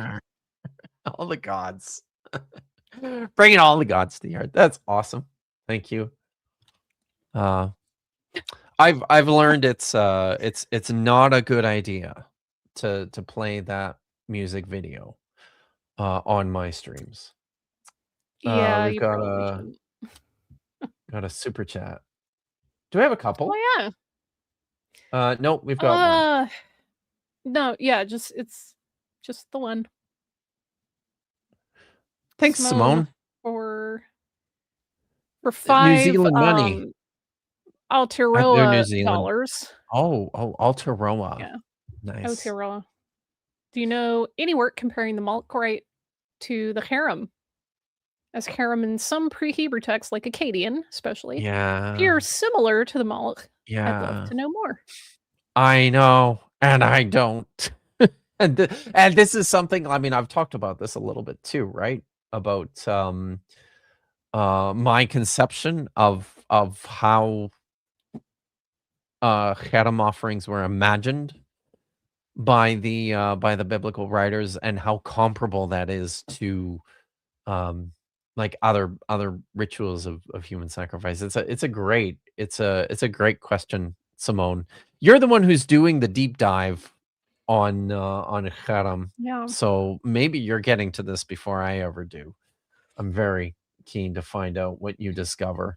So but this very much, I think, is all lingering in the background of this idea that develops into the New Testament concerning hell, concerning Gehenna, as like a final judgment. I'm going to bring you back. This is first Isaiah, right? So this is Isaiah ben Amoz, the prophet, writing in the 8th century. Compare and contrast. You want to bring that one back up if you can. Isaiah 66, verse 24. I think is it 24? Because I think Isaiah 66:18. Yeah. Go down to 23. Yeah. Start at 23. So they're celebrating. This is the people are in the city of Jerusalem from all the nations, celebrating new moon after new moon and Sabbath after Sabbath. All flesh shall come to worship me, said Yahweh. They shall go out and gaze in the valleys outside the city on the corpses of those who rebelled against me. Their worm shall not die, nor their fire be quenched. They shall be a horror to all flesh. So by the end of the exile, like by the end of the exile, in this post-exilic period, there is developing this association between these places of ritual where fires burned and children were sacrificed, which then seem to have become the places outside of the city of Jerusalem, where all the corpses were tossed in this horrible siege, in this horrible confrontation with the Babylonians. into that. You can start to hear, you can start to see in a text like this expectation that this is associated now with this concept of final judgment that you now get in the New Testament, right? Mark chapter 9. It would be better for you if a great millstone, verse 43. It's better for you if you enter life maimed than to have two hounds and go to Gehenna, to the unquenchable fire, to the valley outside the city, to the fire that doesn't quench, where all the dead bodies are stacked up and burning. It is better for you to enter life lame than to have 2 feet and be thrown into Gehenna. It is better for you to enter the kingdom of God with 1 eye than to have 2 eyes and be thrown into Gehenna, where their worm never dies and the fire is never quenched. So this is an idea that we also see developing before the New Testament in some of the the Hellenistic Jewish literature. Just pulling my notes up here again. That's another question that came up earlier in a different conversation I was having with someone while we were studying, is a lot of the time you don't necessarily get a good picture because you're not asking the right questions. Yeah. And one of the questions that I've been asking when I read some of these texts is, what was this a response to? And in Isaiah, it's pretty clearly a response to, Babylon doing their stuff. You have other passages that are talking about like the Akkadians and the Assyrians. Mhm. So this is a response to empire and occupation Yeah. and being subjugated and sieged and all this stuff. And what happens in the New Testament? They're not under those empires, they're under Rome. The Roman. Yeah. So this feels like, oh, this is a pretty parallel response to that empire, just as these were responses. Because it's like, hey, we don't have the power to beat an empire. We're just a small nation. They have this huge power. So you know what? They'll get theirs. God will do it. That's the idea here, right? Exactly. So. I think that's exactly right. Before I get into what's taking place in First Enoch, do you want to pull up Joel 3 verses 9? Okay, but you need to use the other numbering because it's 4. yeah. What's the other numbering system? Because this one only goes in verse 5. So 6, 7, 8, 9. So that'd be 4-4. What is this you're doing to me, Tyr and Sidon? So, yeah, I think that's it. Let me just double check. It's better on this one, isn't it? It's probably better on this one. Let's see. Okay. Joel 3. What did I say? 3. 3, 9? I don't know. 3, 9. Okay. Yeah. 3, 9 through 16. So I'm like. So yeah, that is. Let's see. Is that 3? Is that 3, 5? Just tell me what the first phrase is. The first phrase is that you're looking for. Let me go back. Hold on.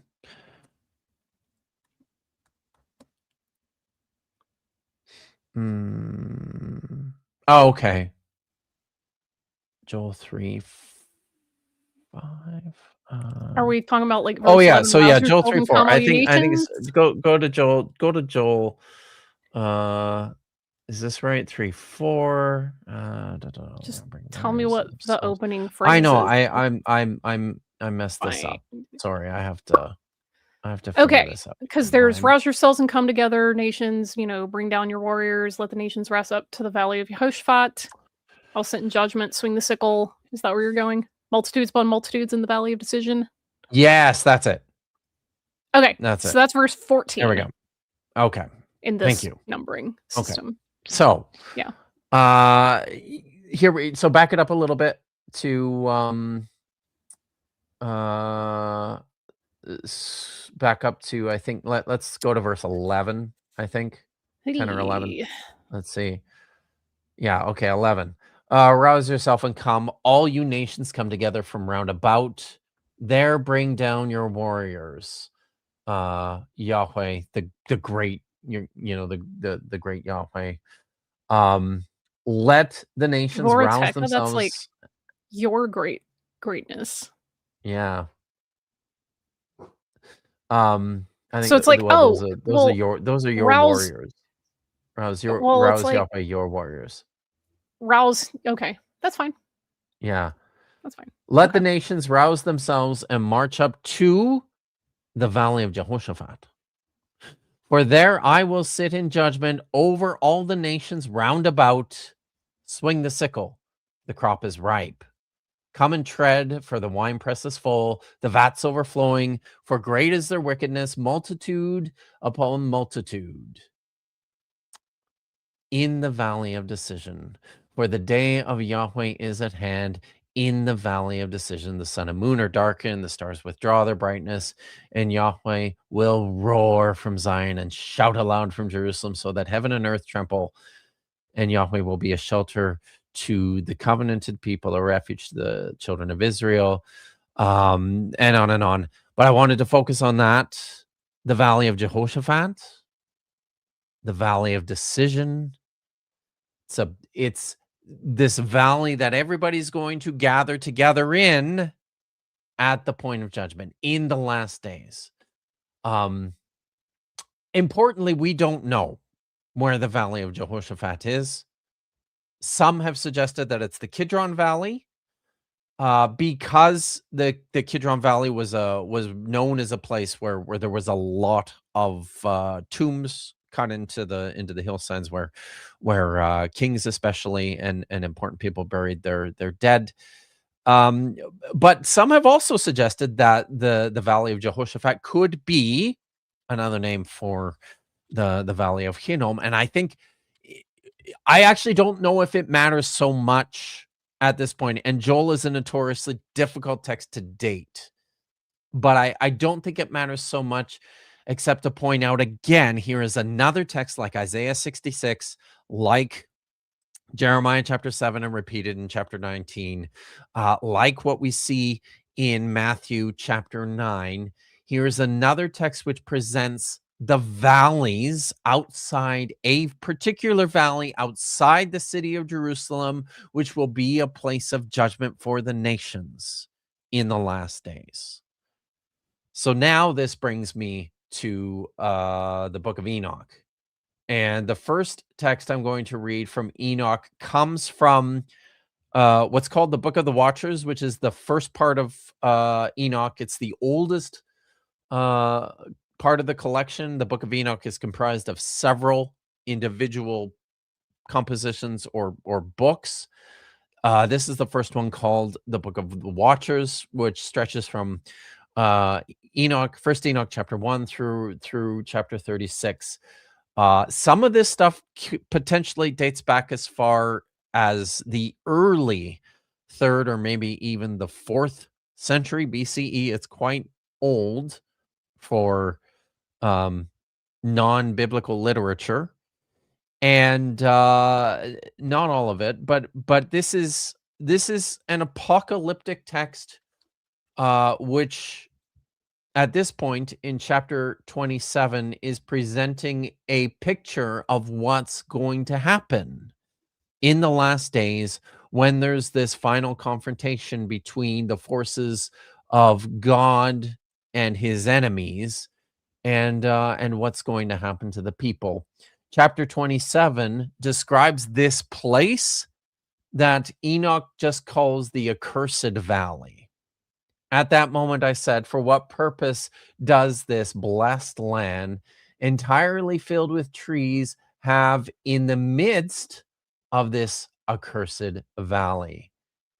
Then Uriel, one of the holy angels who was with me, answered me and said to me, this accursed valley is for those accursed forever. Here will gather together all those accursed ones, those who speak with their mouth unbecoming words against the Lord and utter hard words concerning his glory. there shall they be gathered together, and here shall be their judgment in the last days. There will be upon them the spectacle of the righteous judgment in the presence of the righteous forever. The merciful will bless the Lord of glory, the eternal King, all the day. In those days, in the days of the judgment of the accursed, the merciful shall bless him for the mercy which he bestowed upon them. At that moment, I blessed the Lord of glory, and I gave him praise that befits his glory. So here in this Hellenistic Jewish text, we see another repetition of some of these same ideas that are being perpetuated with regards to this idea of Gehenna. The accursed valley is the place where he's going to gather together the accursed ones and speak unbecoming word, who, they're going to be gathered together for judgment in the last days. So that's First Enoch 27. In a later text, in what appears in the Similitudes of Enoch, these are, and these texts are possibly even post-Christian. The Similitudes are very difficult to date. Importantly, there's no part of the Similitudes of Enoch that appear in the Dead Sea Scrolls. It's widely thought that these are texts that come from maybe the 1st century CE at the earliest, from like late Roman occupation, or even post 70 after the destruction of Jerusalem, and maybe even post-Christian. So I believe it was Millich dated the Similitudes to the 2nd or 3rd century CE. Holy moly. But yeah. So, but here's what it says in chapter 54, which kind of echoes this idea. But listen to how much this is developed, and think about this relative to what the New Testament is doing with this idea of Gehenna and hell. Then I looked and turned to another face of the earth and saw there a valley, deep and burning with fire. And they were bringing kings and potentates and were throwing them into this deep valley. And my eyes saw there their chains while they were making them into iron fetters of immense weight. And I asked the angel of peace who was going with me, saying, for whom are these imprisonment chains being prepared? And he said to me, these are being prepared for the armies of Azazel, in order that they may take them and cast them into the abyss of complete condemnation. And as the Lord of Spirits has commanded it, they shall cover their jaws with rocky stones. The Michael, Raphael, Gabriel, and Phanuel themselves shall seize them on that great day of judgment and cast them into the furnace that is burning that day, so that the Lord of Spirits may take vengeance on them on account of their oppressive deeds, which they performed as messengers of Satan, leading astray those who dwell on the earth.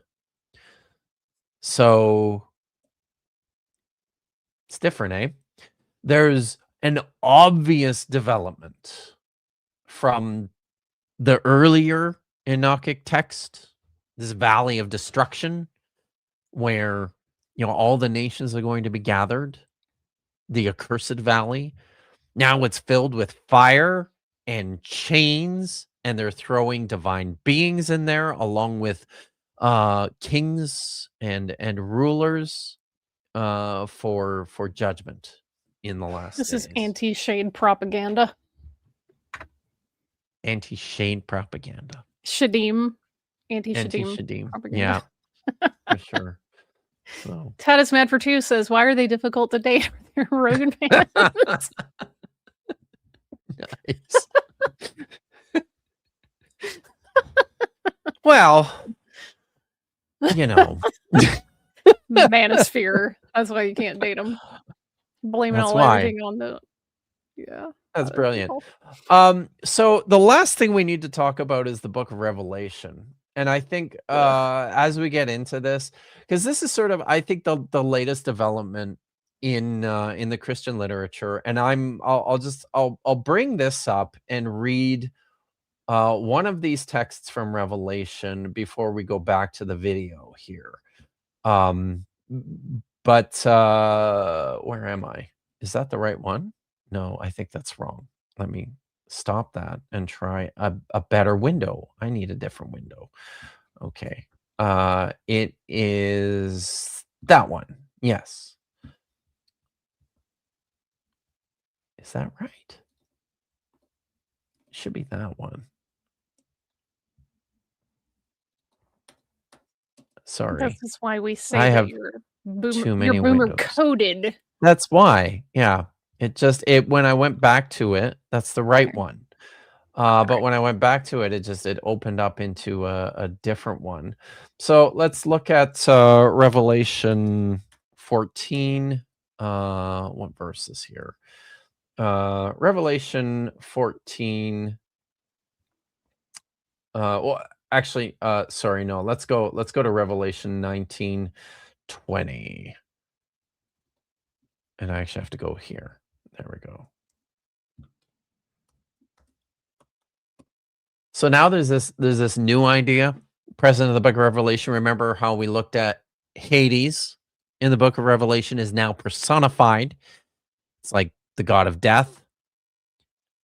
Gehenna is never mentioned in the book of Revelation, but now you have this new idea here. Going back up to chapter 19, verse 19. Then I saw the beast and the kings of the earth with their armies gathered to make war against the rider on the horse and against his army. The rider on the horse is Jesus. And the beast was captured, and with it the false prophet who had performed in its presence the signs by which he deceived those who received the mark of the beast and those who worshipped its image. These two were thrown alive into the lake of fire that burns with sulfur. And the rest were killed by the sword of the rider on the horse, the sword that came from his mouth, and the birds were gorged on their flesh. So now, instead of a valley filled with fire, it's like a lake filled with fire. This place of what looks like eternal torment and punishment for these divine figures and enemies of God. Let's look at chapter 20, verse 7. Revelation 20, verse 7, where this is mentioned again. When 1,000 years were ended, Satan will be released from his prison, and he will come out to deceive the nations at the four corners of the earth, Gog and Magog, in order to gather them for battle. They are as numerous as the sands of the sea. They marched up over the breadth of the earth and surrounded the camp of the saints and the beloved city. And fire came down from heaven and consumed them. And the devil who had deceived them was thrown into the lake of fire and sulfur, where the beast and the false prophet were, and they will be tormented day and night forever and ever. And I saw the great white throne. We've read a little bit of this already, where death and Hades gave up the dead that were in them, and all were judged according to what they had done. Then death and Hades were thrown into the lake of fire. This is the second death, the lake of fire. And anyone whose name was not found written in the book of life was thrown into the lake of fire. Now, maybe let's watch a few more minutes of the video, I think, and we're running low on time here, but we'll watch a little bit more of the video where they start talking about some of the problems with the book of Revelation, and I'll finish up with some thoughts on this as well. Who wants to pick a verse? Where do we start? It might be better to start, even before getting to any specific verses, and start by talking about how visions of the future, like the one recorded in Revelation, actually function. Because a lot of Christians, and probably especially in the West, they think that these visions, like the one in Revelation, are literal visions of the future, as if a camera recorded it and then the recording had been sent back in time. But Dan, do you want to talk about whether that's actually the way these visions work? I just want to maybe lay some cards on the table and say I found Revelation was my biggest barrier to adopting conditionalism. So you've got this long treatment where you do have these two key texts in Revelation 14:9-11 and Revelation 20:10, which really do on the surface seem to, in the imagery, be depicting eternal torment. And so I completely understand why traditionalists would look and say, how are you looking at these verses and arriving at a different position? And I think part of the journey for me was really grappling with, okay, what are we looking at when it looks like the book of Revelation? It's described as a prophecy in Revelation 1:9. It's an apocalypse, this idea of the unveiling, but it's the apocalypse of Jesus Christ, which God gave to him to show his servants. But this whole nature of apocalyptic imagery, this is not the first time we see it in the Bible. And when you go back into the book of Genesis, and you've got Joseph, who's sent into Egypt, he's in jail after the incident with Potiphar's wife, and there he comes across the cupbearer and the baker, and they have dreams.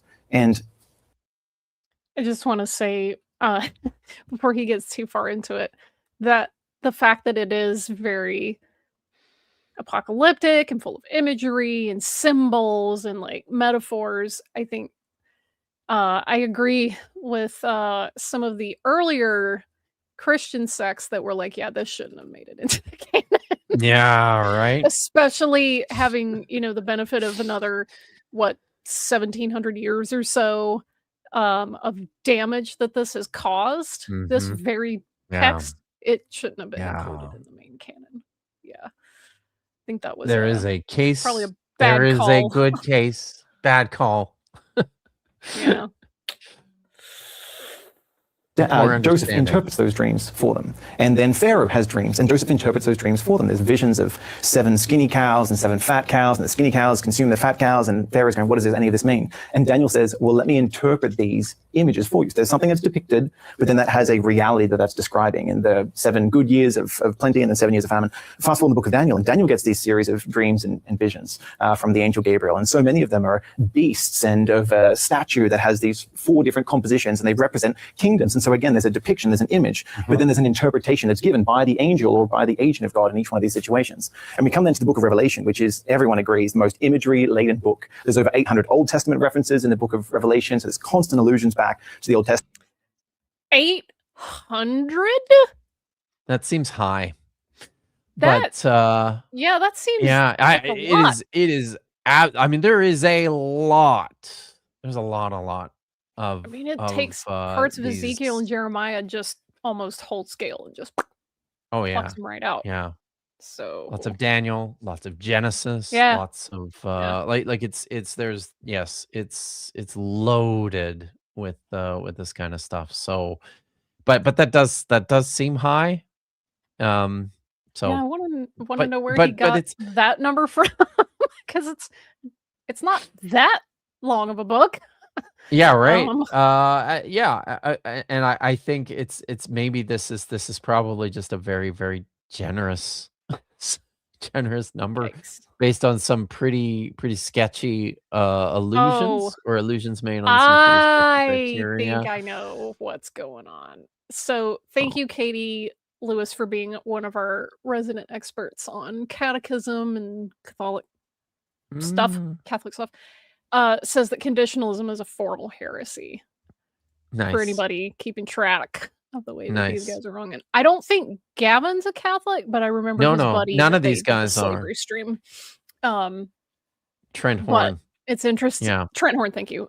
It's interesting to see the way that sometimes people will think that they've stumbled onto a new theology, because a lot of No. evangelicals skip over a huge chunk of history. They're like, well, there was Jesus and the prophets, and then like maybe a few councils, and then all of a sudden there was the Protestant Reformation, and Yeah. it's like they miss all of the discussions about these topics where it's really not new. So coming around to conditionalism or whatever they're talking about, it's like, this isn't new. They have had these discussions a lot. It's just funny to me. People feel like they have to start from scratch constantly. Yeah. Just be Yeah. aware of your history, man. Just be aware of Yeah. it. You can Well, just keep up with this, If you watch the whole thing too, I think Mhm. what my sense is that guys like this guy here, the Dan guy and Chris Date, in their reevaluation and reconsideration of what hell is from an evangelical perspective, they talk about this as sort of a journey back into rediscovering the historic Christian doctrines of ages past, right? Like it is a recognition of, oh wow, we have really just been focused on stuff that's far too recent and not considered. Yeah. the history. I just don't think they go far enough. But yeah, let it run for a little bit here. Okay. So Let's see if I can get this done. But there are these really perplexing images, and it's why you get books like Four Views on the Book of Revelation, and why there are all these different interpretations of how it unfolded, because we're trying to say, okay, we're given these symbolic images, but then they depict something in reality. What is that depiction? And so, yeah, that's sort of maybe a prolegomena as we come to the Book of Revelation, just to say, okay, we're probably actually going to agree on the imagery. Yeah. What we will disagree about is what is that imagery designed to symbolize, and that's probably where we should That's start. an important point. Yeah. In Revelation 14, the no rest, day or night language, Didn't and read in that Revelation one. 20:10, the word torment, and then the word that's often translated as forever, unto the ages of the ages. Sounds like we agree that at that level of, we're talking about eternal torment. Yep. Okay, but so I'm just, for our viewers to understand, the idea is, from your perspective, that is an image that is then subsequently interpreted to be a reference to death in the sense that you understand. I think there's maybe worth, for Revelation 20:10, that's certainly the case, because this is depicting the lake of fire, the final judgment. Conditionalists actually have disagreements about Revelation 14. Some people do not think that's descriptive of the final judgment at all, nor is it describing necessarily eternal suffering. They will say that this is the idea of a judgment that comes upon the people of the earth at that time when Jesus returns and they're slain, but that it's the smoke of their torment that rises forever, and the restlessness is not a eternal restlessness. It just means that the activity of God's judgment is ceaseless. Okay. It's not like you're experiencing his judgment, then it pauses for 6 hours for you to get a breather, and then he continues. Okay. It's the process of that judgment is carried out without any rest until it's completed. So that's one conditionalist view. Others will also see it along with Revelation 20:10 as depicting eternal torment, but that's the image. What's the interpretation? I just think that's worth tabling. So right here, we're bumping into just a really important fault line, and so this is good to just work. Just for a second, guys. I think what they're straining to get at, and I think it's extremely important. And I want to bring back up Luke 16, right? This is the parable of the rich man and Lazarus. Importantly, there's these very detailed graphic depictions of, torment in the afterlife as a punishment, as judgment for your sins that appear in Luke 16, and then in particular in the book of Revelation. And importantly, Revelation is an apocalyptic text. It's an apocalypse in much the same sense that parts of the book of Enoch are an apocalypse. Parts of the book of Daniel are an apocalypse. We have other apocalypses in the Dead Sea Scrolls. These are all deeply symbolically laden texts which are illustrating truths about the world through the imagery. And this is a point that Dan and Chris Date, the conditional immortality guys, are straining to make, that you can't just take the imagery in the book of Revelation on its face. This lake of fire, you can't just take that on its face, because this is symbolic of something else that's taking place. And in the book of Luke, chapter 16, this is a parable, which is not the same thing as an apocalypse, but doing the same sorts of things through imagery, right?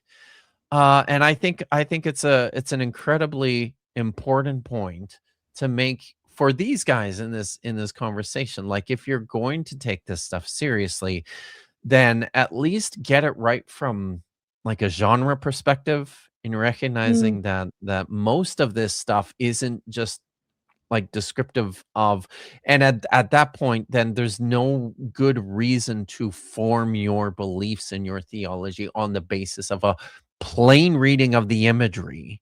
Get behind it and figure out what it's trying to convey. I mean, isn't a lot of Jesus's, narratives apocalyptic? I mean, he's a very much in line with an apocalyptic landscape. Yes. So I think kind of not addressing that aspect of him in the text is probably going to get you into some trouble, because he loves parables. He loves, imagery like this. He loves using these metaphors and these teachings. And, at one point he even tells, his disciples, like, I'm specifically teaching in metaphors so that it's not Yes, just right? straight up understandable on the face of it. So it's intentionally metaphorical and fantastical, and that's something that Yeah. I feel like gets lost a lot, especially, where I grew up. It gets lost. A lot of the things that he's using as an example or a teaching tool, people are like, "Oh, this is exactly how it is." And I'm like, I don't know about that. I don't know about that. Shall Kind of we listen to unfortunate. how Gavin, stumbles his way through this, and then And I'll be honest with you, I was starting to glaze over because nothing interests me less than a bunch then of these like cis hetero white dude Christians discussing like inside baseball theology. yeah, it's all this is, I was right? starting to like, Yeah. So but hey, you know what? I can endure. I'll try. just a little bit more. Look through, and I'm always and trying to I'll pull read back and something. abstract for viewers kind of where we're at and so forth. And I think, let me articulate a principle that I think we could all agree on, that where the imagistic nature of Revelation could lead us, we'd all probably want to tap the brakes if someone said, Revelation 21:3, I think that's the right verse, says there will be no more suffering. 21:4, yeah. 21:4, there's a wipe away the tear from their eye.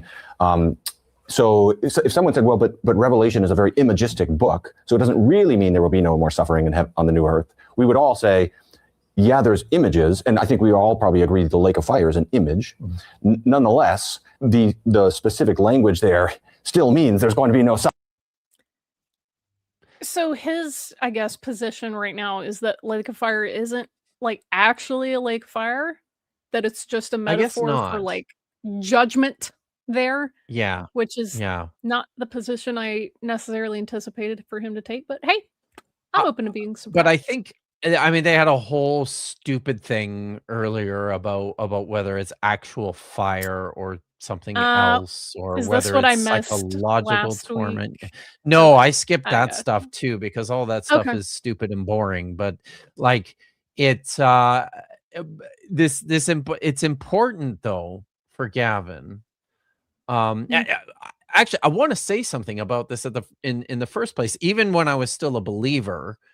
Because what he's saying is we don't want to take away the idea that there's going to be no more suffering, right? If that's just an image, in some respects, I kind of go, well, why not? Like, I think from a theological perspective, it doesn't, like, if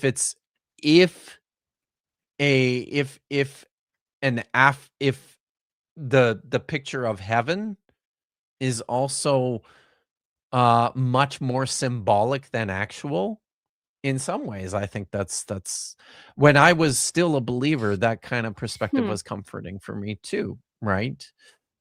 In large part just because it's so difficult to imagine that anything could be interesting in an eternity of bliss. Like, at a point, it becomes, understand because we've never experienced it, man. You just don't get it. So, I play will a say this, little bit more. If there is a future with, no suffering and, none of that stuff, then you won't have a need for mystic visions and revelations and all these textual discussions, because they won't be needing to respond to suffering and oppression and empire. So it's kind of interesting that just from a logistical point of view, the prophet that was like, no one's gonna need to teach their neighbor know the Lord, they'll all know me, and they're just gonna be chilling. And I was like, yeah, actually, if you don't suffer, you don't have to spend time telling people about stuff that's gonna be in the future that's not suffering. So it's kind of interesting that they twigged onto that way back. Yeah, it's true. So a little bit more. All right. Suffering in heaven. And I think so then going back one chapter to chapter 20, where we've got in chapter 20, verse 10, the explicit language, eternal torment for at least Satan and these two other entities. I think what we then need to probe is kind of the nature of how that symbol is interpreted. Because if I understand, you both are looking at it saying, verse 14, following just a bit, the interpretation of the image inclines toward a conditionalist view. In my mind, that interpretation is harmonious with the traditionalist view. The lake of fire, death and Hades being thrown into the lake of fire, that doesn't cause me trouble as a traditionalist in my reading of the text. And this, to put my heart on the table, I try to look at this issue from both sides. You guys have good arguments for your case. I can see how you're looking at different passages. For my conscience, when I stand before the Lord one day and give an account of my teaching, this is one of those passages that really gives me pause, because eternal torment seems like a very odd image to use for annihilation. And I think it's a fair game, especially when I am now going with the majority of the Christian tradition throughout space and time. I think it's a fair game for me to ask, why should I accept that John is using an image of eternal torment to describe what is not eternal torment? I think that's fair. To be more precise, I don't think.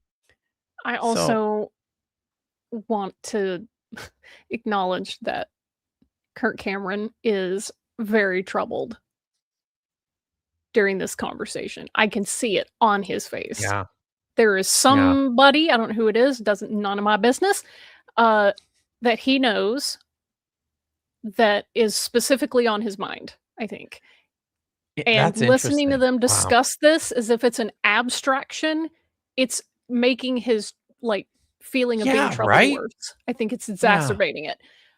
Because people at this table aren't thinking about the human cost or the human impact of this. They're just discussing theology. It's just a topic that you discuss, whatever. And I can tell just looking at Kurt this whole time, he's upset on behalf of somebody. And this is really upsetting him. So this is not just an abstraction for him, whoever it is. And the people who aren't affected in this way, they're like, well, my theology is this. And I just, I'm going to have to err on the side of me being convinced. And they're just not thinking about anybody outside their own personal existence. That's troublesome to me. This is yet another kind of a demerit here for Gavin, who, again, ran interference for biblical slavery. And I'm like, dude, you've got yet another person who is directly being impacted by the things that you teach and believe in your theology or whatever. And you're just, whoop, it's just going right over your head. You're not even looking at it.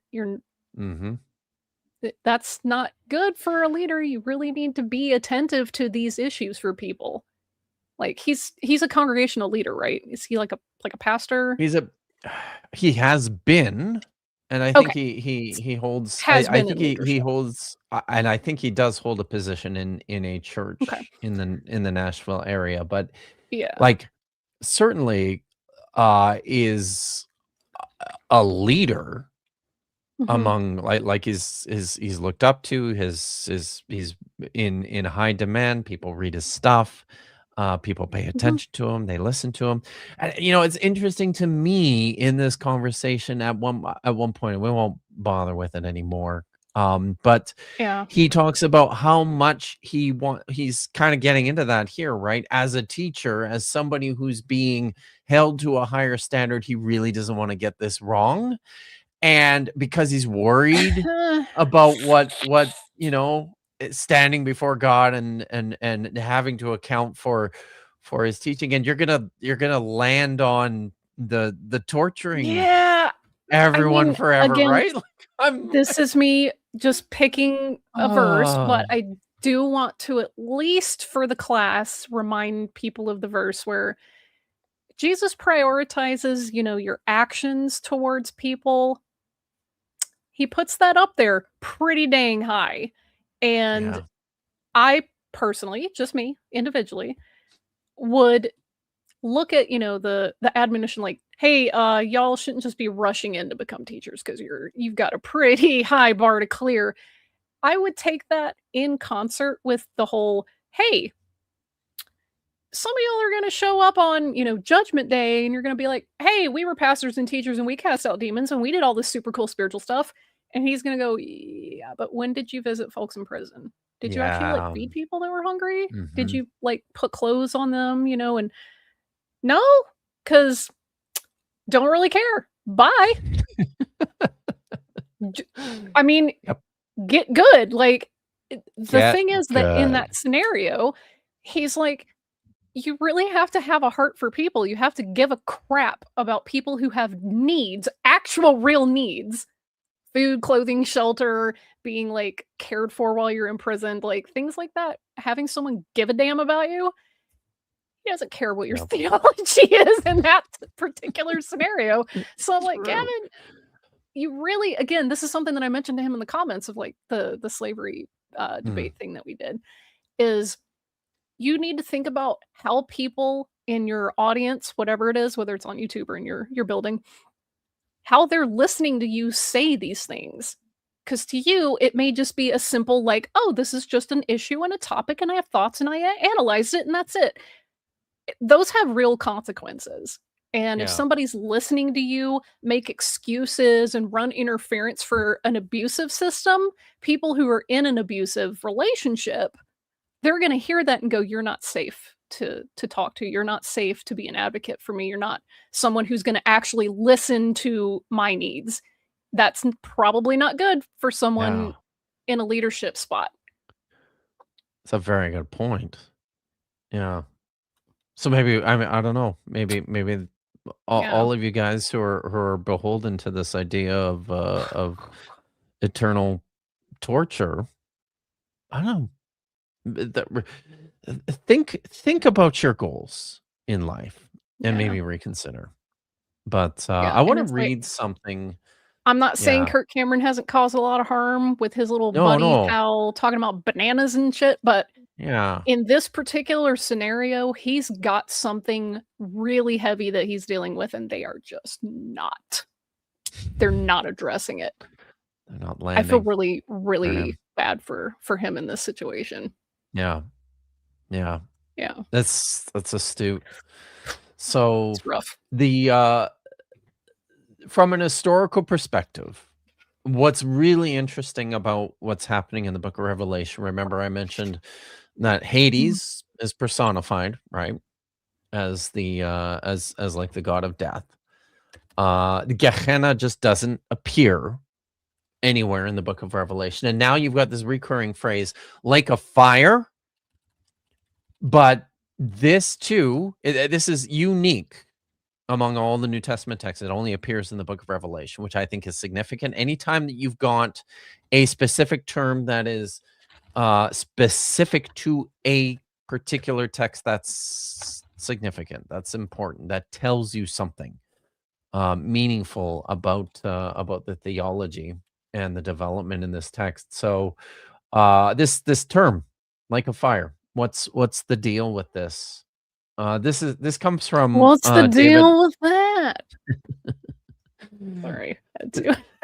Yeah, this comes from David One's commentary, which is it's dated, but I think this is important information here.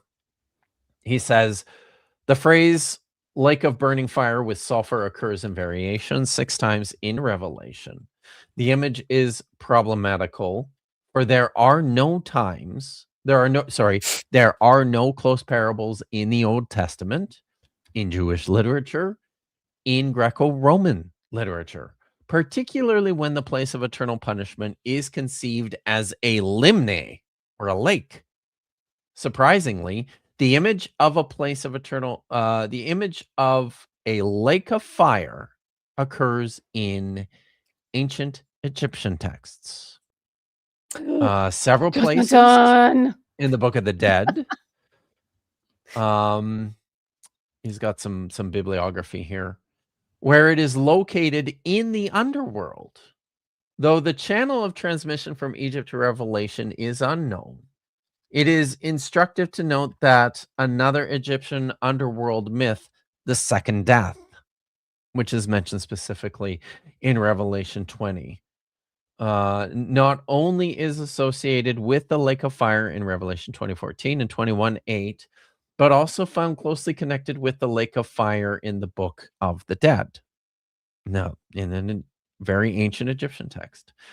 This reinforces the probability that traditional Egyptian underworld mythology has somehow contributed to John's conception of the underworld. So, yeah, apocalyptic imagery. Importantly, this is all very symbolic imagery. Maybe even more importantly, they're just riffing off of the Book of the Dead in the Book of Revelation here. Wait. in describing this vision of the end. Kipp, are you telling me cultures influence each other? Nah. And you need to know something about the cultures and the people living in them to see why they were so influenced. So we got three super chats to finish up here. Let's knock and then I gotta out. go. Real. Okay. Lieutenant Matt the Navigator for 5. Why does this group feel like a convention of youth pastors trying to people? Oh God. Except for Paul Copan, doesn't really strike me. He hasn't as said anything very in this clip. He didn't. Most of his stuff was it wasn't very interesting. Let's see. For another 5, he adds how to generate deer in the headlights. Ask an evangelical about Hellenistic Judaism. Yes. Seriously. Yes. That's a little too real. It's true. Okay, Claude Simeon for 5. So Vishanti isn't a rabbi yet. Nope. How many more steps? Dapper gave the impression you were all stream to become a rabbi. Curious about the time. I did talk about this a little bit earlier in the stream. I'm in a program where the core curriculum is about 2 to 2.5 years, and then after the completion of that core, there are some different paths that you can take supplementing that, and there's a few of us in the cohort that want to kind of go down the track of being rabbi. So once we kind of wrap this up in about another yearish, then the formal rabbi stuff is happening. So I'm taking classes a la carte in the meantime, so that I can kind of stay ahead of the curve. Nice. So I he can't actually give did you just come right out and say that you were away becoming a rabbi. So, but I mean, that is not accurate. It's a long process, right? Like it's take just a while, it's part of it. Usually, I think the average is around 4 to 5 years. It can go a longer, obviously, depending, but it's one of those things I can't say, oh, it's this amount of time, because I learn differently and have different areas of focus than some of the other folks in my cohort. Like some people want to do pastoral work and therapy and things like that. Some people want to be pulpit rabbis. Some people want to do teaching. So there's a whole variant there. But I'm still in the early stages. It's gonna be a while, so sit tight. That's what I'm talking about. DH personal. Stapper was wrong about one thing. He's wrong about everything. We can't trust anything. You can't trust him. You can't. Can't trust him. Can't do it. So, man. Yeah. Woo. But speaking of the dinosaur, I gotta go because I am going to be. That's right. With the rest of the Kongzi crew on in 20 minutes. So, and this show will redirect across the universe. Yeah. Over there. So if you're interested in watching, just stay tuned. So stuff coming up. What do you got, Vish? I guess it's tomorrow. Tomorrow we're just gonna be back on Dapper Dinosaurs channel, debunking nonsense from young Earth creationists who don't even understand the basics of biology. Anything? What did they understand? Yeah, anything. Really? Like it's just nothing. Yeah, it's not good. It's just sad. It's kind of demoralizing. Yeah, and then in my real life, I'm trying to move within the next week, which is stressful. Yeah. And I'm just doing little bits at a time because I have to do it largely by myself, except for my neighbors. I love my next door neighbors. They're a wonderful family. They saw me kind of running things back and forth to the dumpsters, and they were like, hey, what's going on? And then they saw me moving some heavy stuff. It was pouring down rain yesterday in SoCal. And so I was like, well, I can't take things out to where the folks can pick it up, but I can put it under the little awning by my door. So I did a lot of that, and they saw, oh, there's bookcases and lamps and stuff. And they were like, hey, do you need help? And I was like, actually, yes. So they stepped in, and it took us less than an hour to move some really heavy stuff downstairs off the door. Hi, Dagon. And they took some of the items that I was just going to donate or throw away. So I'm happy to help them. They needed some of the things that, were here in the apartment. So yeah, good neighborly stuff happening there.